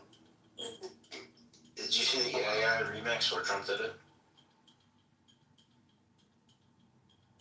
Yeah, it was Trump shoulder tackling him. But the guy that shoulder tackled him was like in his mid-30s, so you know he had been waiting like 15 years to relive the glory days. He saw his opportunity. In his mind, he was hearing like the Foo Fighters. That he was hearing the Foo Fighters song. Here comes my hero. Oh, he was hearing that shit in the set. I swear to God, it must have been. It was involuntary. You just had to do it. In this case, you aided law enforcement. Tremendous job. You did a tremendous good job.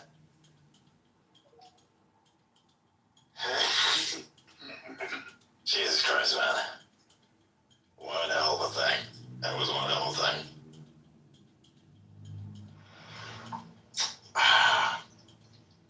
Massive. Absolutely massive. Hey, let me see something. We're gonna post something on the Time Chat account soon. I'm gonna. Yeah. Can you look at? I have like a picture that I want you to look at, and given the context, tell me whether or not it looks gay. Okay. And what you might do differently, describe in the chat.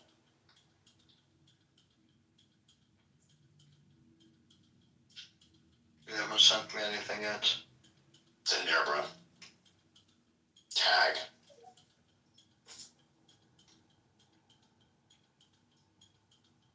A bit. Tiny bit.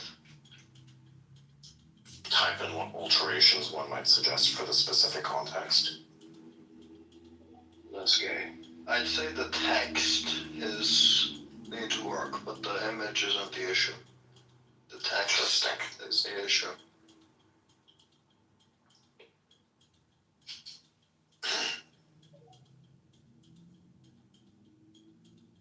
I need to post more memes.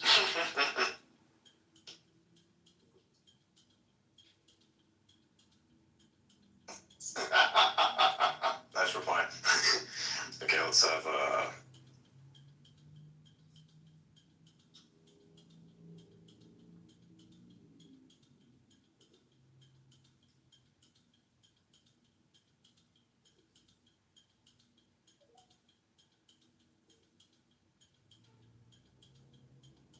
What is going on? JP removed the beam of sun. Good. The beam of sun. Yes. Ra has been pleased by this movement. We're upset. Is upset on your behalf.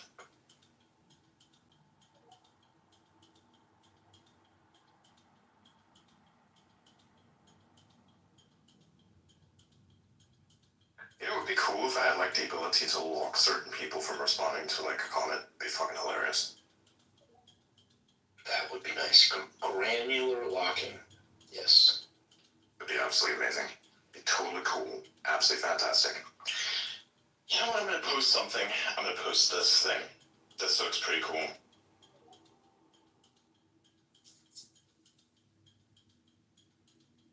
You can do granular locking using lists if you feel like being thrifty.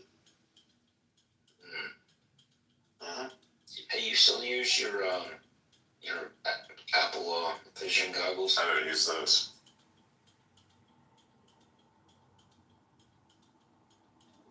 Did anyone in here have those? I don't, but I was talking to Robert Scoble this week. He was in a space with us, and he was jabbing on him, talking about he liked his. Oh, you kept talking about it for years. It's been so much. I'm always tired of hearing about those fucking Apple Vision Pros, man. I don't want to like. Dude, let me summarize it. Let me summarize it for you. The Apple Vision Pro is really cool. It's got spatial stuff. Still needs a bit of work, and it's so heavy that you need to turn it to one of those like those F1 type eraser people, where what you have is the super thick neck, like Gunther, like the advertisement for the beer that's super old. It's like the thick neck guys like Gunther. That's what you're gonna have to have, because like you're gonna have to support that neck somehow, because like there's gonna be a lot of stress on it because of this big diving goggle size, super heavy like piece of technology, whatever that is. All right. And it's like, other than the neck, yeah. What else is the problem? Practically that. It's just super heavy, and you kind of look weird running around with it. You got like people just like making a hand gestures in space, looking like a flying frog. It's pretty bad. The HoloLens Pro, or the Google Vision Pro, is just the HoloLens 2 released 3 years later. Yes. That's all it was, at the same price. And it didn't come with development features. Which was part of its downfall. I got the Quest 3, and honestly, the pass-through is just awful. Yeah, I don't really understand VR. I don't understand VR. VR doesn't make sense to me. I think that,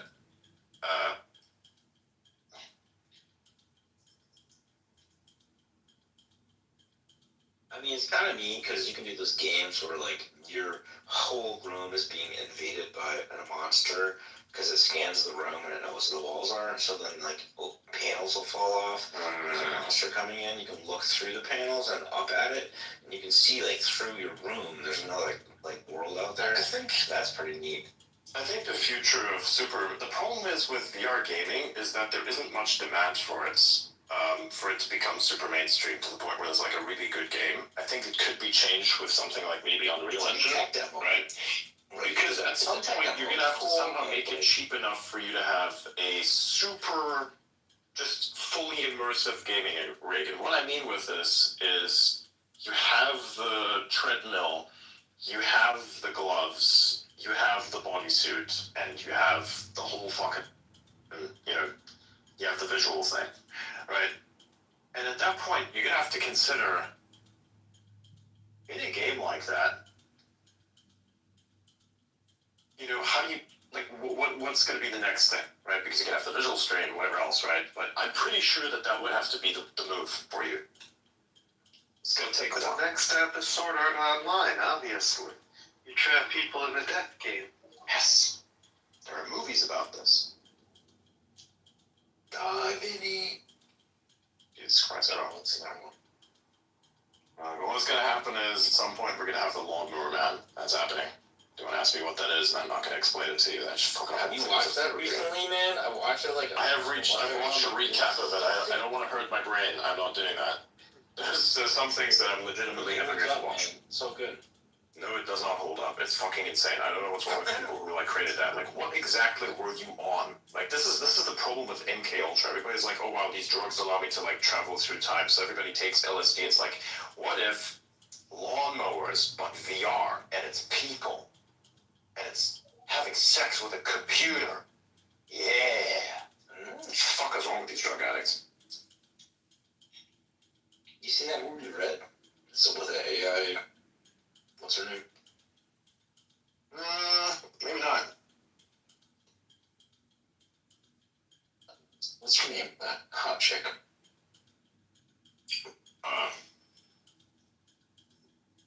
Old wife?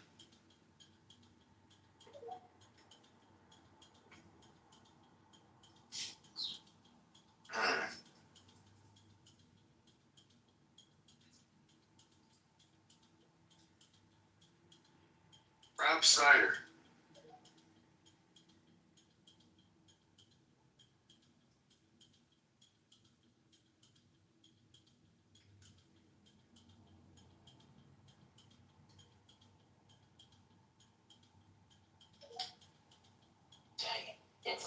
Oh, someone in the audience got that joke.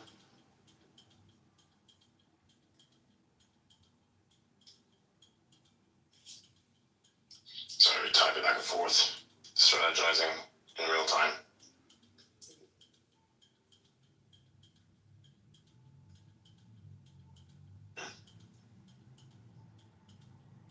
Oh, damn. You got this thing that's holding on to the head. Her. The movie's Her. The Scarlett Johansson. Oh, yeah. The AI clone is everywhere. AI voice. Oh my gosh. Yeah. She's literally the ultimate AI voice. If they can ever replicate that, females don't stand a chance. I'm sorry. Wasn't that a thing? Where she sued some company for her She voice? sued OpenAI because they basically made it Scarlett Johansson, and literally her, when, Sam Altman made that post about her literal definition fucking thing, and I think that was kind of fucking funny. It was so close, it was so bad, and so they just completely rugged it because of this. So yeah, no judge. How much better? You can't get a voice better than that. Yes, you can. Yes, you can. Yes, you can. You just have to create a better her movie that is not her. Is that even possible? Yes, it is. Just not with current Hollywood. AI in the next 5 minutes. Maybe. Needs to be better though. Okay, needs to be a whole bunch better. We can call it Herms. I think we're gonna get towards this specific state at the end of the year. We're gonna have top movie, not just clip or trailer level, film generation for AI, but we're gonna have actual next level, continual, deterministic movie generation for AI with sound and just effects by the end of the year. I see this as very plausible considering the current development. Google making amazing strides in this. I think China's going to try and steal some of that, which they inevitably will, and perhaps come up with an even better perfected version of that. But for now, I think there is no product that is even remotely on par with Google in almost any form whatsoever. They've completely knocked it out of the park with video generation, so much so that you don't even really need to care about Gemini. They have totally taken that whole thing over. They've created amazing scripts for this. Like we already understand, like, you know, how a good YouTube video functions and what it looks like. So now you've just created, out of everything that anyone has ever uploaded, the perfect amalgam of this content. That's fucking incredible. If you now curate for something that is cinematic in nature, which is going to be really difficult to do because of, you know, obviously IP reasons, well, if you somehow were to pull it off, you are winning. And then Hollywood will approach the cooked state even faster than it's currently approaching it. They will need to ungay themselves very quickly if they ever stand a chance. See that happening. So AI will eat their lunch. And that's the end of it. What about AGI? I feel like we can't even agree on what is actual intelligence half the time, and then we're gonna have to see how exactly we'll tackle the problem of defining something as AGI. I think the conceptuality of what AGI is, from what exists in the average mind, is something that won't be achievable within the next 10 years, personally. You think it's going to be that long? Because I hear at least like people who are, you know, maybe doing some AI experts that have actually built the foundation of what we use today. We're thinking about a 50 to 20 year timeline, and that was 10 years ago, or even 5 years ago. So we're looking at probably at max 10 years. But that's if we find the correct recipe. And quantum computing is not going to come before AGI. I think if we get anything close to whatever the average mind conceptualizes AGI to be, that's going to allow us to create quantum computing. I very much so doubt that we'll get actual functional, properly scalable functional quantum computing before AGI. So what happened? People are gonna look at that and be like, what is he talking about? I'm like, I don't know. Like, yeah, we'll have AGI long before we'll have quantum computers. Yeah. We barely have quantum computers right now. Like that shit didn't even exist until last year. Dude, I don't want quantum computers. Well, they can just freaking break all of encryption. No, they can't. We'll just update it before they even can. Also, if you are genuinely worried about... They can only break a certain type of encryption. They can't break all of encryption.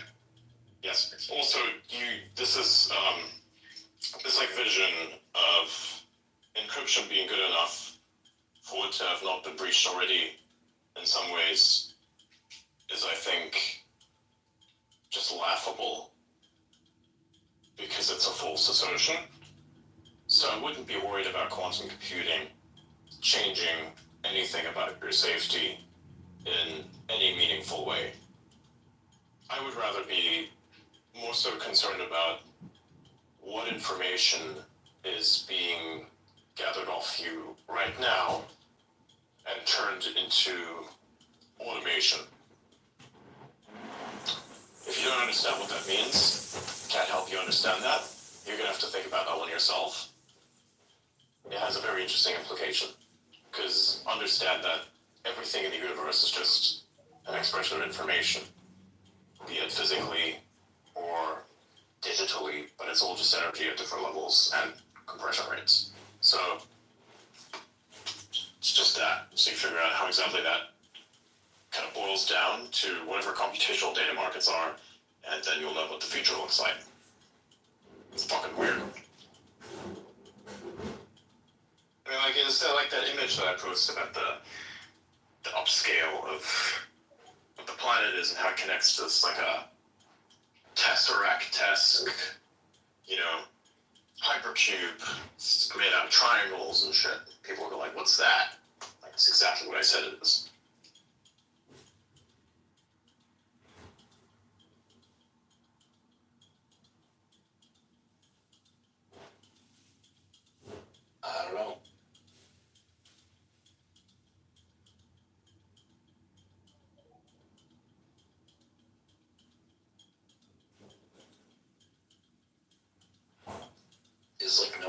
The summary to this is basically don't worry about it. Like, don't worry about it.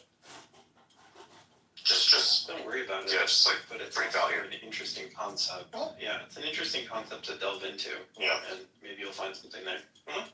Just like kind of see how you can place yourself at the above sign-up layer, and don't allow people with a lack in vision to kind of cloud your understanding of this, because there are a lot of those people out there. And even look at the former AI influencers that tried to like bag up on the AGI meme. They're all just like washed, and they're all just like cheating everyone for cryptocurrencies, and their newsletters are gone. Their like revenue base has gone to shit, and now their latest play is turn yourself into a GPT wrapper that barely works. So, yeah, it's all just upsells, man. That's all that it is. Before they tell you how to prompt, I'm like, hey, you know what an SQL database is? Yeah, you know that one, you gotta know everything. Because that's gonna be where the fun part comes in, of actually understanding how the AI works and how you can work with it. And that's that, right? So, yeah. Hello, AI. Drop star. Bye. Drop tables, like, do you remember those injections that you could do with cars? Like people put like, you know, the drop thing into their like license plate, and, like drove through a speeding camera and just deleted all the data. Oh yeah. Don't do that, by the way. That doesn't work anymore. And if it works, definitely don't do it. It's super fucking illegal. Did you hear about the guy who changed his license plate to void? Or was it no? It was no. That's fucking And he ended up getting like 200 speeding tickets from traffic cameras. Yeah, he got the speeding tickets because he shut his thing to no. Because whenever in the database it just came up as empty, it sent him the speeding ticket. I heard about that. That's a real thing. Pumpkin subs, yeah. Cool thing about the South is we have so many meth heads, they just cut all traffic cameras down for the copper. That's the best way to do it in the South. Not gonna lie. Get them crawdads, and you get them cameras and the bell, and you melt it down, and you get your Chipotle in there, and good to go. Oh, he said Chipotle. Chipotle, not Coldplay.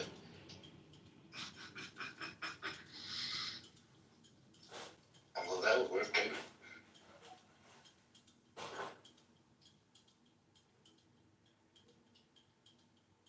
So Adrian, are you playing any classic video games nowadays? I don't play any classics. I play Halo. And that's about the rub of it. Kind of classic? Yeah, I mean, it's the Infinite, so it's 2021. It's not necessarily classic. Oh, I was thinking the 2001 version on the Xbox. Nah. No, I like Infinite. Like, I mean, I do like a certain level of good graphics. I like the new campaign. It's pretty good. I like the updates they've done to it. I think that Halo Infinite has got a bad rap because of the development, right? So a lot of features were only put in afterwards. 2/3 of the campaign content was cut, and because of that, it caused a bit of a problem. So yeah, it's fine though. It's actually pretty good now. It's fun. Yeah. You ever see Elysium? I don't know. It's like Halo, basically. Yeah, kind of. It's kind of like Halo, but I do like Halo's actually interesting because I feel like it has a lot of. The one thing I don't like about the current expansion for how they're tapping into the lore is that they're kind of denying the deeper context of the Reclaimer.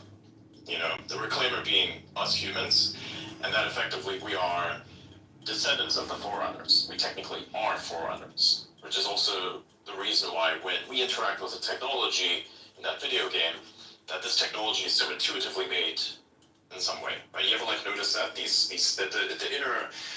in-universe canon basically explains that humans and Forerunners are so similar because they're basically the same people in many ways. They're like, hey, this was optimized in a certain way to like basically be able to, you can use it too because it's the same thing.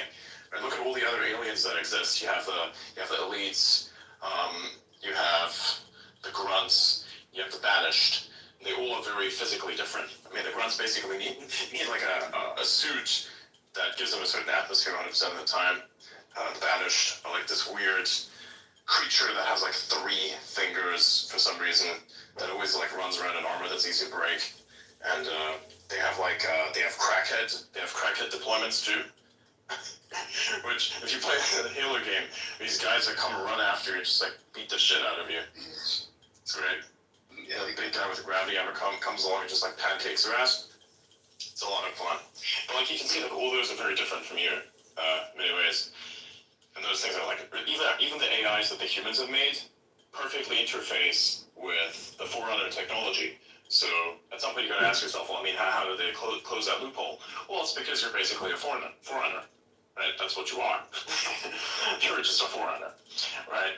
So I think that expanding on that would be nice because there's this one picture of Reach, post the Battle of Reach, where in the background, on the far left of that picture, you will see a type of ship, or like infrastructure, that looks very human, but also Forerunner-esque.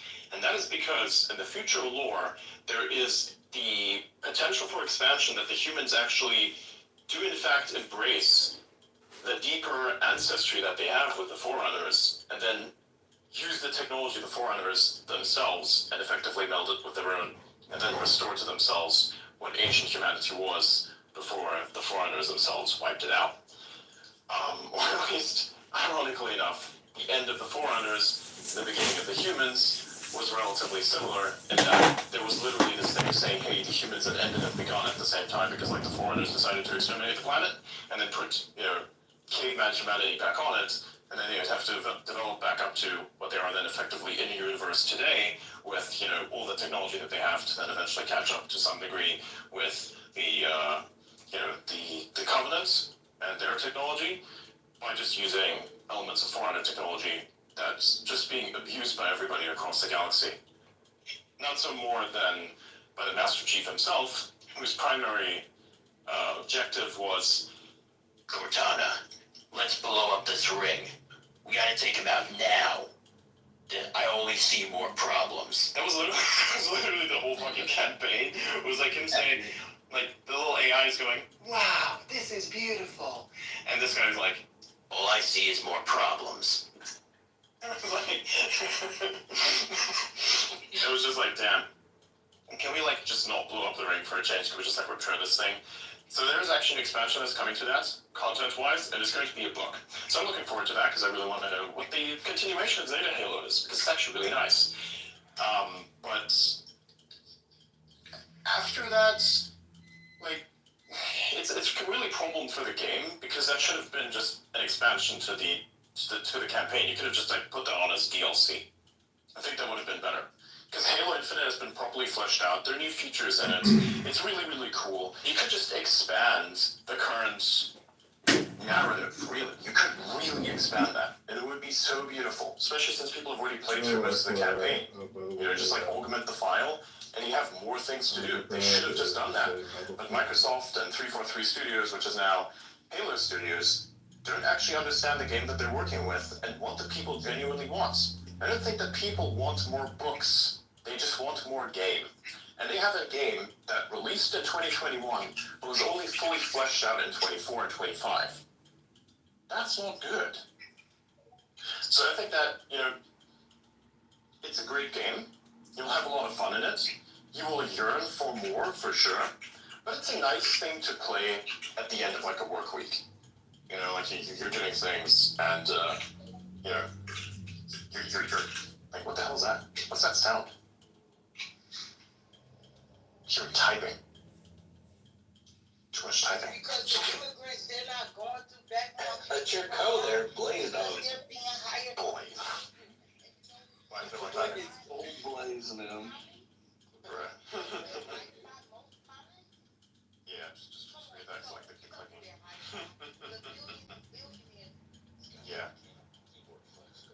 could have a mechanical keyboard also, but I have the one that's from Asus. It's an Asus keyboard. And it has like the really nice, very clickiness to it, but it's not very clicky. It's kind of like a deeper click. It's like a typewriter. It's like a typewriter, but if it was advanced, it feels like an advanced typewriter. So have you ever actually used a mechanical typewriter? No, I have not, but I know how it works. Electromechanical. Those are so satisfying. You really have to be impressed. It was just Yeah. that was the one that they used in the interrogator chamber. It's always like. Have you heard the ones with the solenoids in them? Those things are freaking loud. Nah. We need to have a meetup in Boston, Massachusetts at the Computer Museum. We can all try the keyboards. It's like a really cool museum.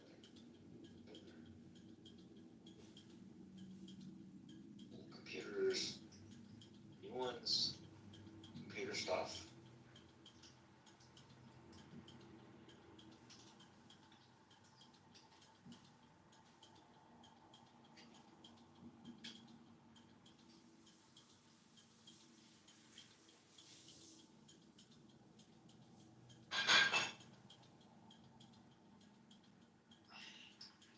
Right. That's pretty good. Nice. But yeah, no, I would highly recommend playing Halo Infinite. It's pretty nice. I played it a lot. I played every day, practically. I have to skip some days because it was just busy, but I really, really enjoy that game. You know, it's a really good game. It allows for, like, say, for instance, when you're playing, so you can play multiplayer, which is just like playing against normal people, or you can play against the grunts and Vanish, right? And it's just in a general multiplayer setting. So if you understand the AI, how it works enough, then you're going to perform very well within that game, and you're genuinely gonna have a lot of fun. Like Synthetica and I were like playing yesterday, you know, practically almost all night, and just like doing things, dominating. It's pretty cool. Yeah, actually all night. Yeah, we was all night. It's pretty good. Yeah, so we had a lot of fun. It keeps being fun, and eventually we're gonna do the campaign thing. So I'm gonna get my computer's thing, so finally do the shipping, and then once that happens, I will have a better computer, so I can run more people on the same instance of the campaign, and then we'll just have a community crossover. Also, since I'm like almost finished with a lot of the extra work that I'm doing, we'll also have time again for like the Bitcoin calls, because I've like put some of those off, and really be able to get back in that as well. But largely, I might need to phase that out over time, but we'll see what happens. So yeah, it's a bit of a thing. We're doing a lot of things. We're very busy. I'm just trying to like do the thing where I said, hey, remember like early on at the beginning of 2025, I said, you know, it's the age of empires. So we're gonna have to build something. We're gonna build empires of our own. This is the time. So it's no time for no working. You have like a small amount of time that's available to you right now. You can actually do something productive with. If you don't do that, you'll be fucked in the future. You'll regret it, and you'll hate yourself massively because of it. So instead of like manifesting self-hatred, like unless you manifest like self-hatred for the future, like for yourself in the future, you don't want that. So you better get to work now, right? So that's what we're doing. So we're building things, and Jason and I will pay off. Let me find something real quick, because I have an old thing. Time is the only resource you can reclaim, because once you sell your time, you make money. Time is the ultimate currency. You take your money to get a loan, and then you get this depreciating asset with a loan. So all your time is pissed away to nothing. It's just so sad. Boom, there you go. That was my post for my alt. Live in the Age of Empires. And this.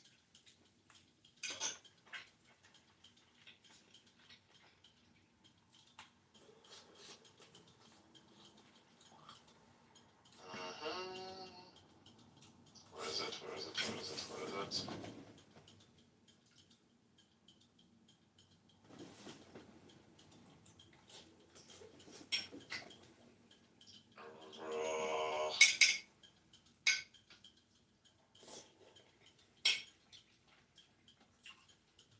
business. I have a ton of posts, like a gigantic database of posts. To find a specific one is to rely on the similarity search on X, which kind of sucks. X needs a hypercube. It really does. They should get a Mac Mini or two. Bingo, found it. That's the one. Time is the ultimate currency. I pre-mined that shit back in 2024.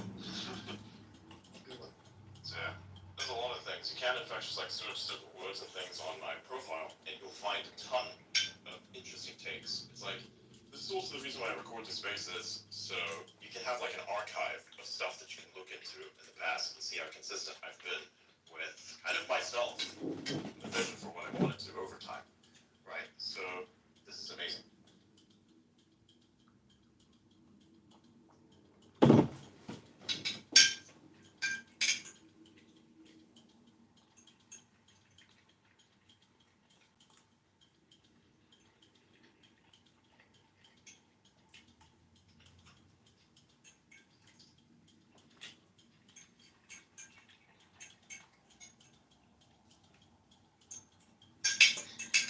Alright, final checks, chicken chat.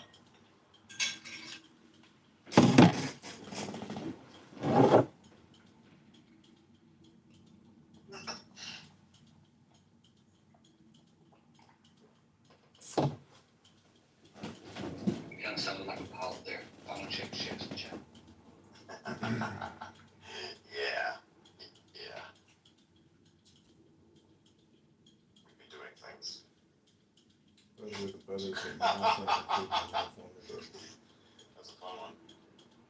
Alright, we go with that then. Let's check replies. Rob says, is the conversation back daily? Or is this a one-off? Weekly. We're back Weekly. every Saturday. Yeah.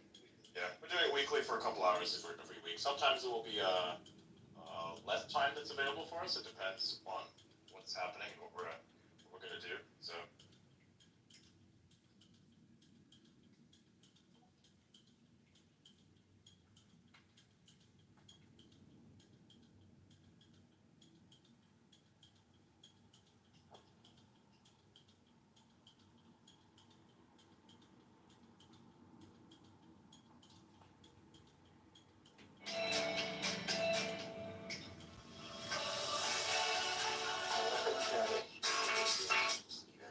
It was gonna update on its own, have music and everything, just an entertainment app as you would, like be on the train or anything. How far did you get on that? It was complete.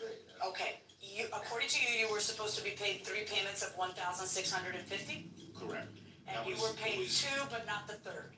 Yeah, it's processing. We're processing. Why don't you just give him the project that you want him to do instead of telling him, come up with something fabulous? Well, that was the terms that I came up with for him. Come up with something fabulous? Rather than going back home and going, What kind of business do you have? Jewelry business. Okay, and as I understand it, you're pretty successful. I'm not bad, I'm doing okay. You're doing okay for a boy from Queens. Yeah. Because I read some press about the people who buy your jewelry. And you got some big names there. Yeah, we work hard and we run a business, and when I get a chance to work with somebody, I will. If I have an extra room, I have it. To a fight?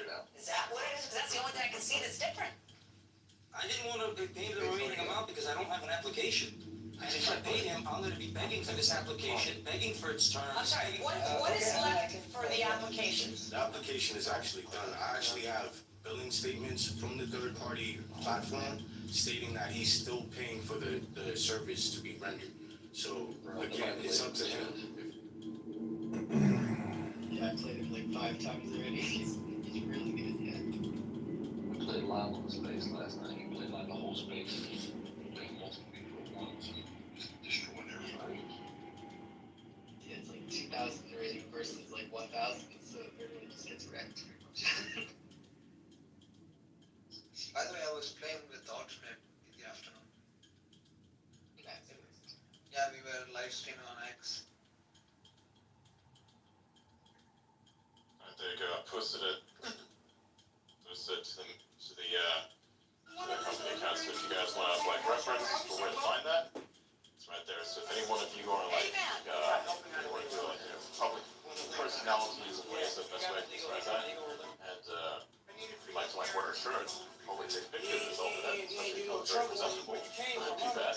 then yeah, you can buy some of the conversation or time chain merch. And yeah, technically grandpa. You can't cut him off, Curl, with a record. Yay! What's your record? What's your record? What's your record? Oh, no, you can't. You do. So like every day we have those kind of conversations, we'll have a coffee there. But trying to drink from the same box that I drink from, and like everybody else drinks from. And the stuff that the clothing's made out of is actually pretty good. So we've kept that in mind also. So this is stuff that we genuinely would use ourselves, right? We'd never selling anything that we're not, comfortable representing or using ourselves, because, that's just unethical and that's fucked up. And we have very high standards. We'll never sell anything that we don't use ourselves, or don't believe in, or don't understand, right? So basic ethics, kind of went out of fashion at basic ethics, which is insane to me. But I mean, you can in fact do things and bring it back for yourself, especially because I believe that a lot of people in the community here are, relatively intelligent, so make decisions for yourself. So yeah, it actually has to be good. One more important thing, Adrian. We are trying to stay away from polyester. Yes, as much as possible. We're trying to stay away from polyester as much as possible. What does polyester have done? Endocrine disruptors, it basically is not something that you really want to be having inside of your body. It's not good. I also would highly recommend for people to not wear Lululemon for exercising, because that just gets in you. Lemon? What is lemon? Lululemon, bro. Back when I'm a gamer, so like back when the Romans came back around and slaughtered them, right, and caused the revolt. And then in the 600s AD, they went in under the Persian banner. When the Persians and the Romans were having wars, they went in, they slaughtered over 50,000 Christians. This is before Islam. They slaughtered over 50,000 Christians and tried to seize control of the land. The Persians, who they were fighting alongside, were they were astonished by the level of violence committed by the Jews in that era. You're talking about stories from 2,000 years ago, and this happened 1,400 years ago. What is 1,400 years ago? Yes. So there is a precedent. So the point is that there is a precedent for Jews doing this. This is not new to Judaism. I just want to say quickly, do you see I go out of my way to try to protect a religion? And I don't desperately say anything. I know some of this history, but I do my best to sort of to try to separate. And then we have people like Tom who just join it together, then they get mad. And when people are saying things that Jews are doing this, I don't get it. But at least Tom is being honest. It is actually intellectually dishonest to separate Zionism from Judaism. Very well. Now, let me reveal to you the reality of Mr. Tom. Mr. Tom, the land is yours. I can confirm it. Right? There were some circumstances. Wait, sir, please. There were some circumstances that driven you to live in Iraq for about 200 years. Then Koresh brought you back. Other circumstances that led to other things, and you were deported from these lands for a couple of hundreds of years. And these lands were other people, other humans lived in it. Now you return back after a couple of hundreds of years, claiming your lands. My question to you, and I want you to be as honest as you've started, does that justify what you are? The Jews, Zionists, those who came from Isaac, I don't care, or the ones who love them, does that justify what you are doing right now? I don't even know if I'm related to Isaac from the Bible. My question is clear, please. Please. I said whether you came from Isaac. I'm so sorry. I said whether you came from Isaac or you just being a person who have your ancestors converted. I was clear. My question, does that justify what the people who have the Israeli passports doing to the other people? Yes or no?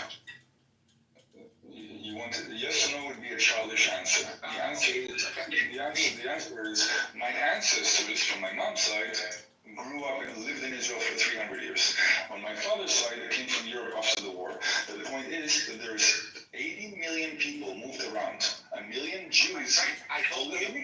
your land, the ones that stolen from you. My question is, does that justifies the killings that you are doing? Please let me finish. 1 million Jews were kicked out of Arab countries. 1 million Arabs left Israel. 80 million people moved around during that time. Syria was created. Lebanon was created. Jordan was created. And including Israel was created. But Israel is the only place where the Palestinians have to come back. Why aren't the Russians having to come back to Russia? Why aren't the Czechoslovakian and the Slovakians not going back to each other's countries? Why aren't Palestinians going to Jordan? I'm not saying it's right or wrong. I'm saying it's the reality of You've created Israel. I would wait. You created your lovely country. I wish you all the best. Now, why don't you end up the occupation and have the two-state solutions where the Palestinians have their own wait, sir, where the Palestinians could have the fraction that was given to them by the UN or whatever reality that was created after 1967, and then end these inhumane actions. The answer is that it can happen and it should happen, and it doesn't because of people like some of the people in this forum. The reason it can happen is because, please let me finish. You have 2 million Arabs. There's some Arabs here, right? There's 2 million of you in Israel, in serving in government, being judges, having 100% people. Wait, please. Oh my God. No, Arab, there's Jewish fighter pilots. Of course, I know supremacy. It's democracy. Show me an Arab fighter pilot. I know personally Jews are Arabs, right? No, they are not. They're not Arabs. Well, the Arab I know speaks Arabic, was born in Israel, only grew up in Arabic environment, and he's a pilot.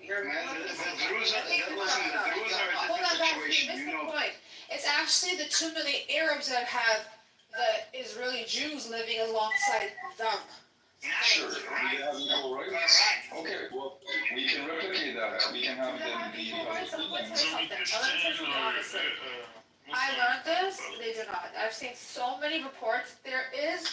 So this is the issue that I have. So when with South Africa, right? When there was the Afrikaners and then the white, whatever, we know the whole history. They lived together. That doesn't mean that there wasn't apartheid-like conditions. What about the U.S. during slavery? They lived together, but there's apartheid. Give me an example of something. Okay, let me give you an example. So I'll say right away. When it comes down to pay, Arabs, they can do the exact same job as an Israeli Jew and not get paid the same amount. If you want to work inside of Israel, you have to get paid for permits to come over and work. If you're That's Palestinian. But that's still apartheid. We're talking about Arabs inside Israel. Palestine is not Arab? We're talking about That is apartheid. I'm giving you an example of what works. How Arab and Jews can work. Palestinian Arab and an Arab that was living in Israel. I don't get the difference. Because Palestinians lives under the Palestinian Authority and they need special permits to move to Israel. Yeah, but these permits are charging them to come and work. Can you go work in Mexico? Can you work in Mexico? Why would I go to Mexico? Why would the Palestinians? Hold on, give me a second. I can't. I can get a worker's visa and I will get paid exactly the same. No, but I'll pay for it. I'll get paid exactly the same. I'll have the exact same taxation. Everything will be the same with the rest of the Mexicans there. But let me explain this to you, which is really pissing me off here. Palestine's under occupation. They are not a sovereign country. So the fact that they're paying enormous amounts of money to go across to work at the exact same job, that same work, same qualifications, and they get paid less. The people, and also the taxation is different. What's even crazy is 2% of their pay goes to this crazy fund that's set up to help go and train Israeli Jews to eventually take their position over. So no, it is not the same. Okay, so this is for everybody. Now she's talking about Arabs from Gaza and the other territories going into Israel to work, purposely conflating that 2 million Arabs are living in Israel. Hold on, please. None of what you said applies to the 2 million. You're talking about 2 million. Why are you lying? What am I lying about? Oh my God, tell me. The Palestinians who live in Gaza or the West Bank, they are living as animals. They are not being treated as human beings. That's number one.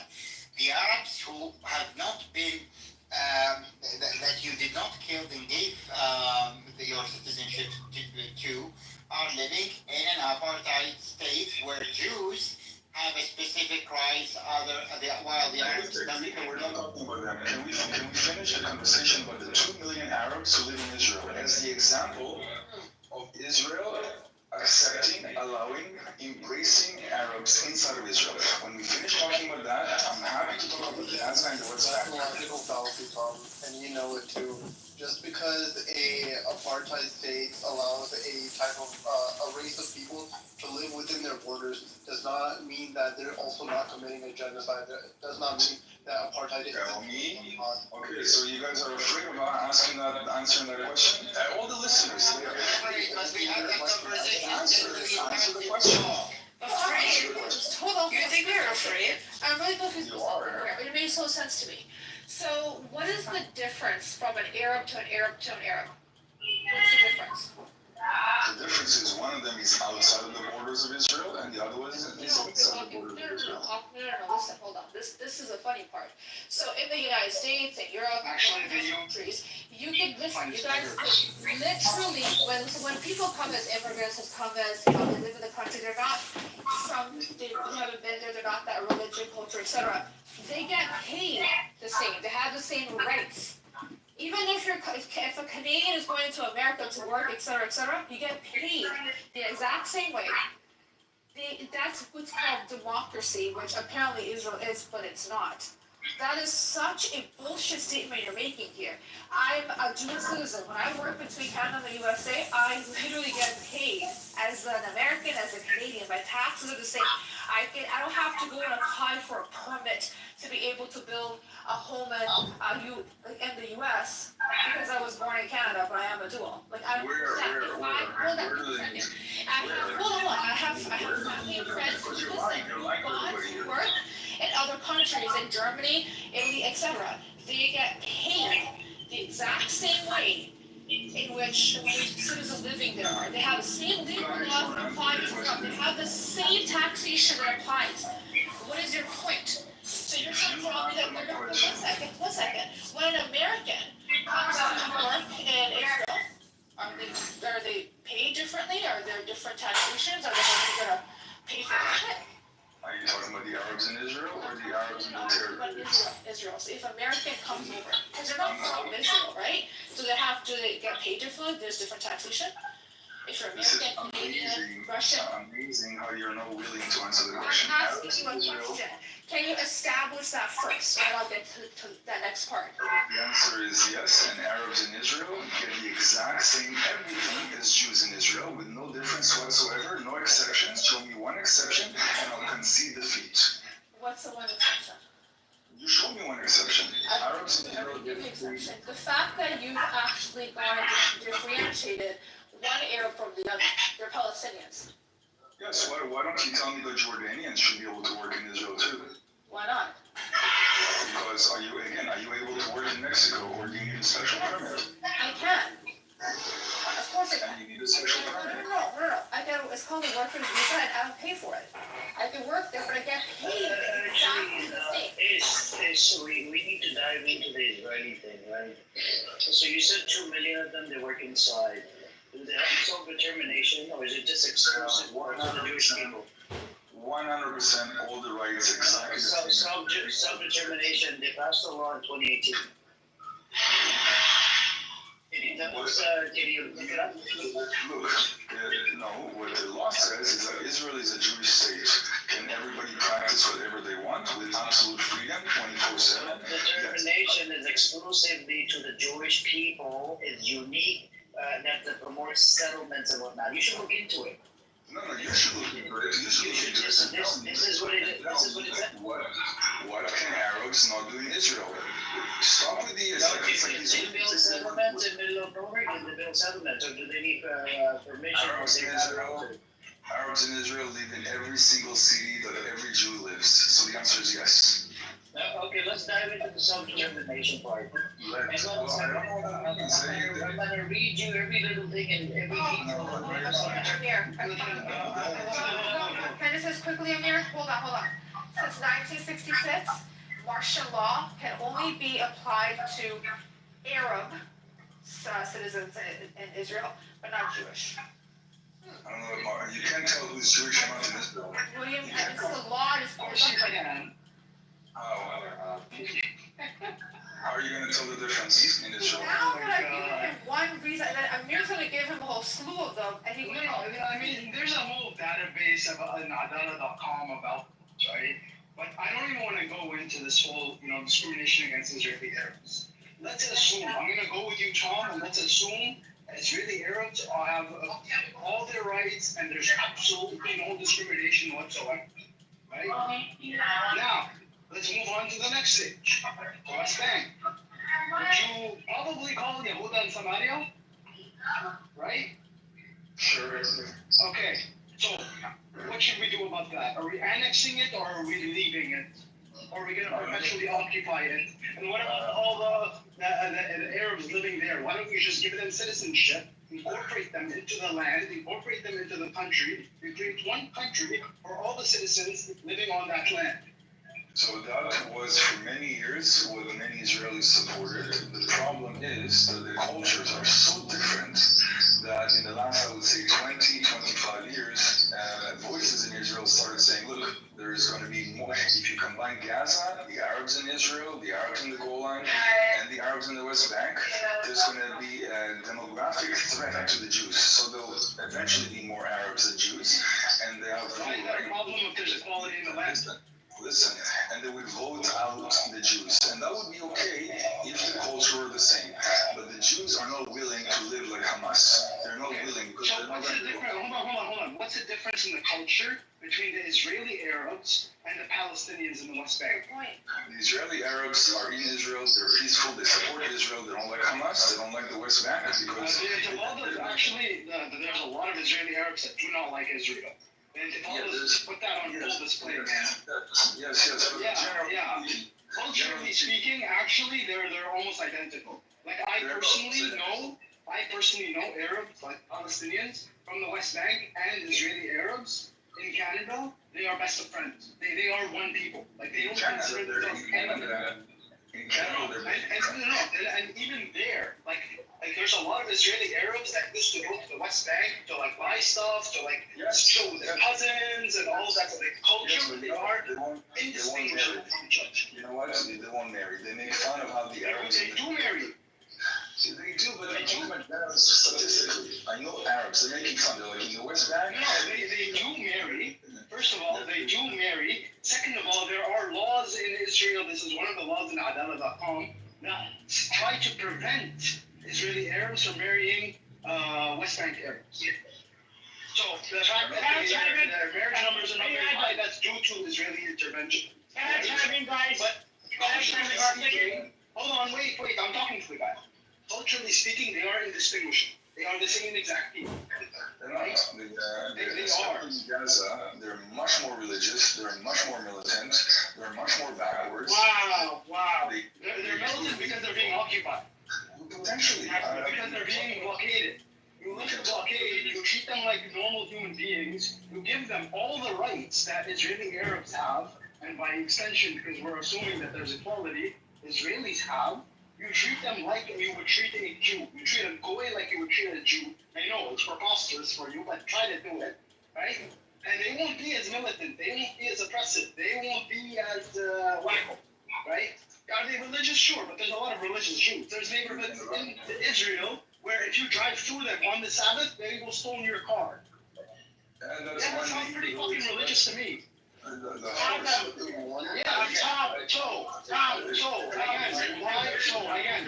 fact that you have... Tom, can you check the link? Tom, can you check the link that I sent, guys? It was actually a few hours ago. Israelis were celebrating. Everyone, please click the link that I sent on Instagram.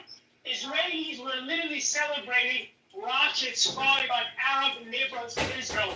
My friend, you're absolutely wrong, bro. Israel literally has a law, bro, that's literally rights and apartheid, okay, bro? So I don't know what you're trying to say. Like, at first, I want to have your point. You said the reason why people in Gaza, the reason why people in Gaza are making this because of you. You guys should lift the blockade, get the fuck out of historical Palestine, and go back to fucking Europe. Oh, there's no blockade in 2005. What happened then? Okay, here goes the line. Right, here goes the We're not line. gonna get into it. Guys, stop it. Stop the railing. Okay?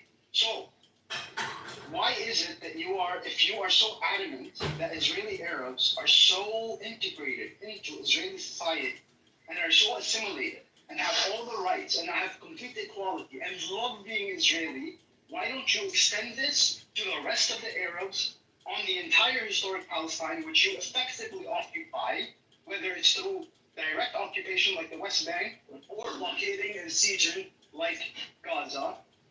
Take the whole land, create one state for all the people that live there. Because a big portion of those Arabs are stating openly that they're dedicated to the destruction of Israel. And you're saying, hold on, and you're saying, Tom, trust me, they will change once you embrace them. I don't understand what democracy. Okay, hold on. A free and equal, a free and equal land for everyone, right? You're talking about a Jewish state, right, that does not treat people equally, that has to keep identification papers just for the Arabs. I've been sitting here. No, that's wrong. About that's wrong. There's no identification papers for the Arabs. You're wrong. Wrong. I'm not gonna centralize. There is no ID for Arabs. Okay, so there's no ID. So take it back. So take it back. You want to continue? Take it back. With your answer, you do realize that you're justifying why there is resistance? You can't lie half the sentences. There is no ID for Arabs. Right? We can continue once you said there's no ID for Arabs. Okay, can I just speak with Tom? I'm trying to have a conversation with this guy. Alright, go. Yeah. Okay. So, do you think, Tom, that Israeli Arabs are comfortable in Israel? Israeli Arabs inside Israel, the 2 million, the vast majority are very comfortable, yes. Okay. Would you be comfortable if 50% of the population wanted to kick you out of your home? There's no 50% of the population that wants to be Arab. Yes, it is. Do you want me to bring the statistics for you? This is pure research. It's not like some Arab think tank or anything like that. Pure research has shown that roughly 50% of the population wants to expel the Arab Jews.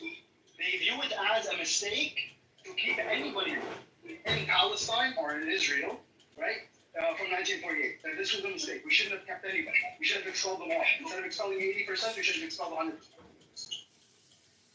That may have been a better idea, but you're not going to See, he just, the Freudian slip. This is called the Freudian slip. It just came out. Would you feel very comfortable? He just had to blurt it out. I mean, just no Zionist in this world. Everyone is evil. There are no good Zionists and a bad Zionist. They are all Zionists. How many Jews as simple as that. How many Jews are in Arab countries? They're all Arabs. If you want to go down why Jews were expelled from Arab countries, I would suggest a book written by an Iraqi Jew who actually participated in these operations, in which he has very well documented. Of course. Listen, Israel is trying to Jews suffered under Operation Yasmin? I want to talk about the fact that there's 1 million Jews, and the operations you're talking about brought a few thousand Jews. And the world loved the exception. Operation Yasmin? Really? A few thousand? How many? Operation, okay, let me look into it. Go look into it. You love this whole Operation Yasmin brought about 90 to 97,000 Jews to Israel. Okay. That's from Morocco alone. 2,000? That's Morocco alone. That's one country. That's not Iraq. That's not Syria. Well, Syria is a different one. Iraq was a big one, right? That's the book. If you want to look into it, it's called Ben Gurion Scandals. How the Haganah, how the Mossad It's a book by let me bring it. Avi Shalom. You know, Avi Shalom. Yes, Avi Shalom. Avi Shalom. The fact that Israel helped Jews escape Arab countries is not the same that. No, it's not Avi Shalom. Sorry, it's Naim Gilad. It's called Ben Gurion scandals, how the Haganah and the Mossad eliminated Jews. There is another book. I think you're talking about the invention of the Jewish.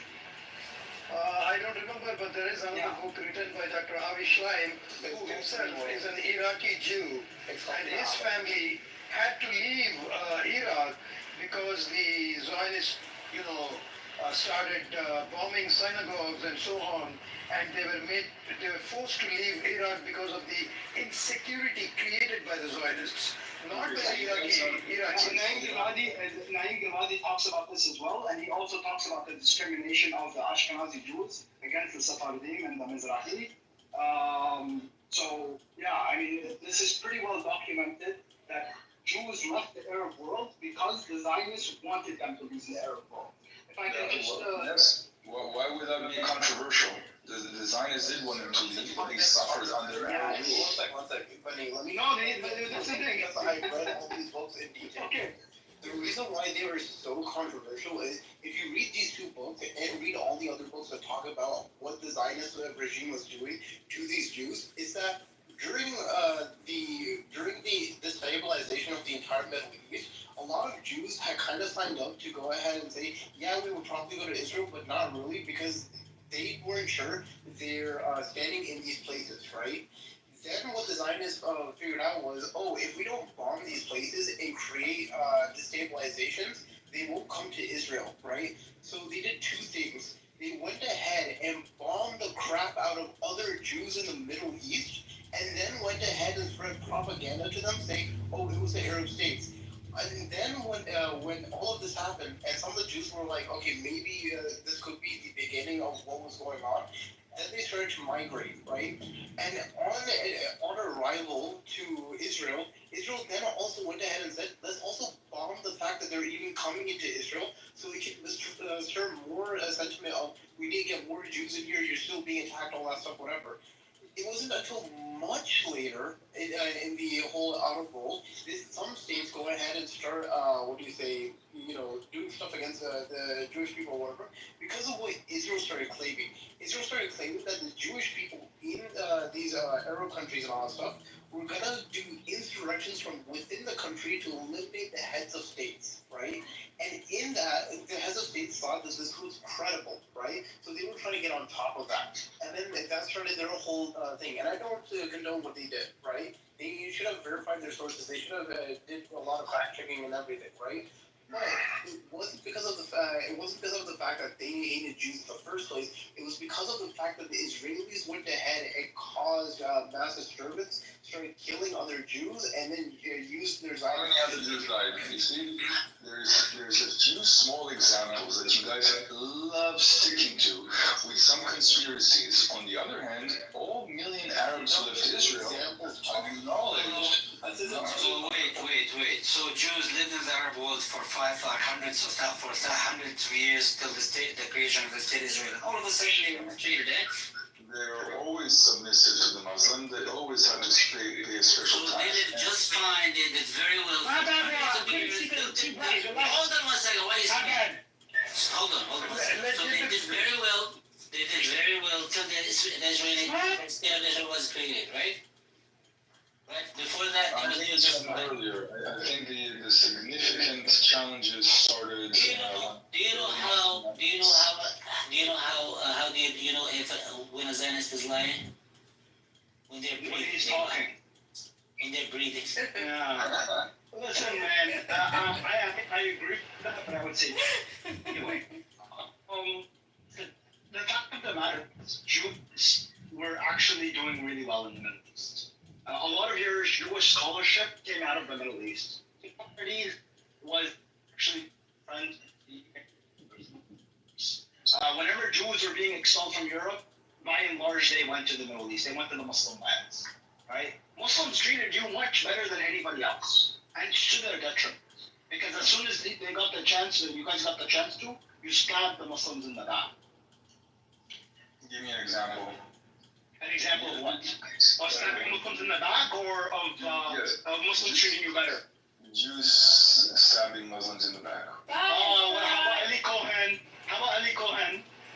Ali Cohen was what? What year? Was a Jew. He was Egyptian, right? Yes. And he infiltrated Syria and gave information about Syria to the Israeli state. The Jews who lived in Palestine, there's plenty of examples. If you want, there's a whole list. No, you give examples of where populations of Jews stabbed Arabs in the back, and you're stupid fucking examples. I'm talking about Jewish individuals.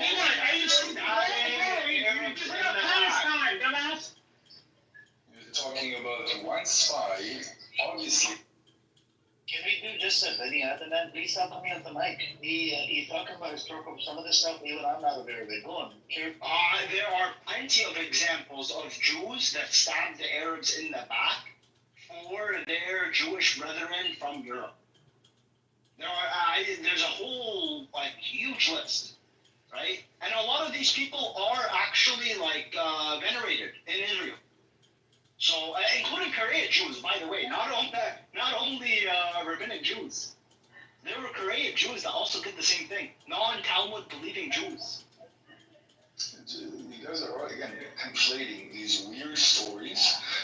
Weird stories? This is how your state was formed, bro. How do you think you got information on all of the Palestinian villages? Because you had the Arabs, the Arab Jews who lived in Palestine and have lived in Palestine for hundreds, if not thousands of years, started collecting information on their neighbors, on the villages around them, and giving it to the Zionists. That's how your state was formed, man. What do you expect? It's like I don't expect the fifth column population out of the Jews. And what population? There's no population. There's no country there. There are villages under the Ottoman Empire, under the British rule. That's still a population. Population is people living there. It doesn't have to be a country to be a population. There's a Jewish village, there's an Arab village, and if there's a new country being formed... Actually, no, that's not the case. There were plenty of cities, not just villages, and villages as well, by the way, in which Muslims, Christians, and Jews all lived in the same place. There would be Jewish neighborhoods within the same city as a diverse set of populations. Hebron was like this, Jerusalem was like this, Nablus was like this. There were Jews living with all, and then there's the villages as well, in which the villages tend to be a little bit more segregated, but yes, you would have Jews living amongst Muslims and Christians. And when the Arabs did the exact same thing, attacked their Jewish neighbors, that's okay. But when the Jews did it, you're stabbing you in the back. Do you understand? The Arabs did it because the Jews stabbed them in the back, or for their Jewish brethren coming from abroad. So the Jews did it because the Arabs stabbed them in the back, because the Arabs' population grew threefold by immigration from Egypt, from Syria, from Jordan. That's not true. How do the Arabs in Israel have El-Misri, El-Lebnani, all these names from Lebanon, Syria, Jordan? Where are these from? Hold on. When someone had the last name of al-Masri, that could mean that his family immigrated from hundreds of years ago.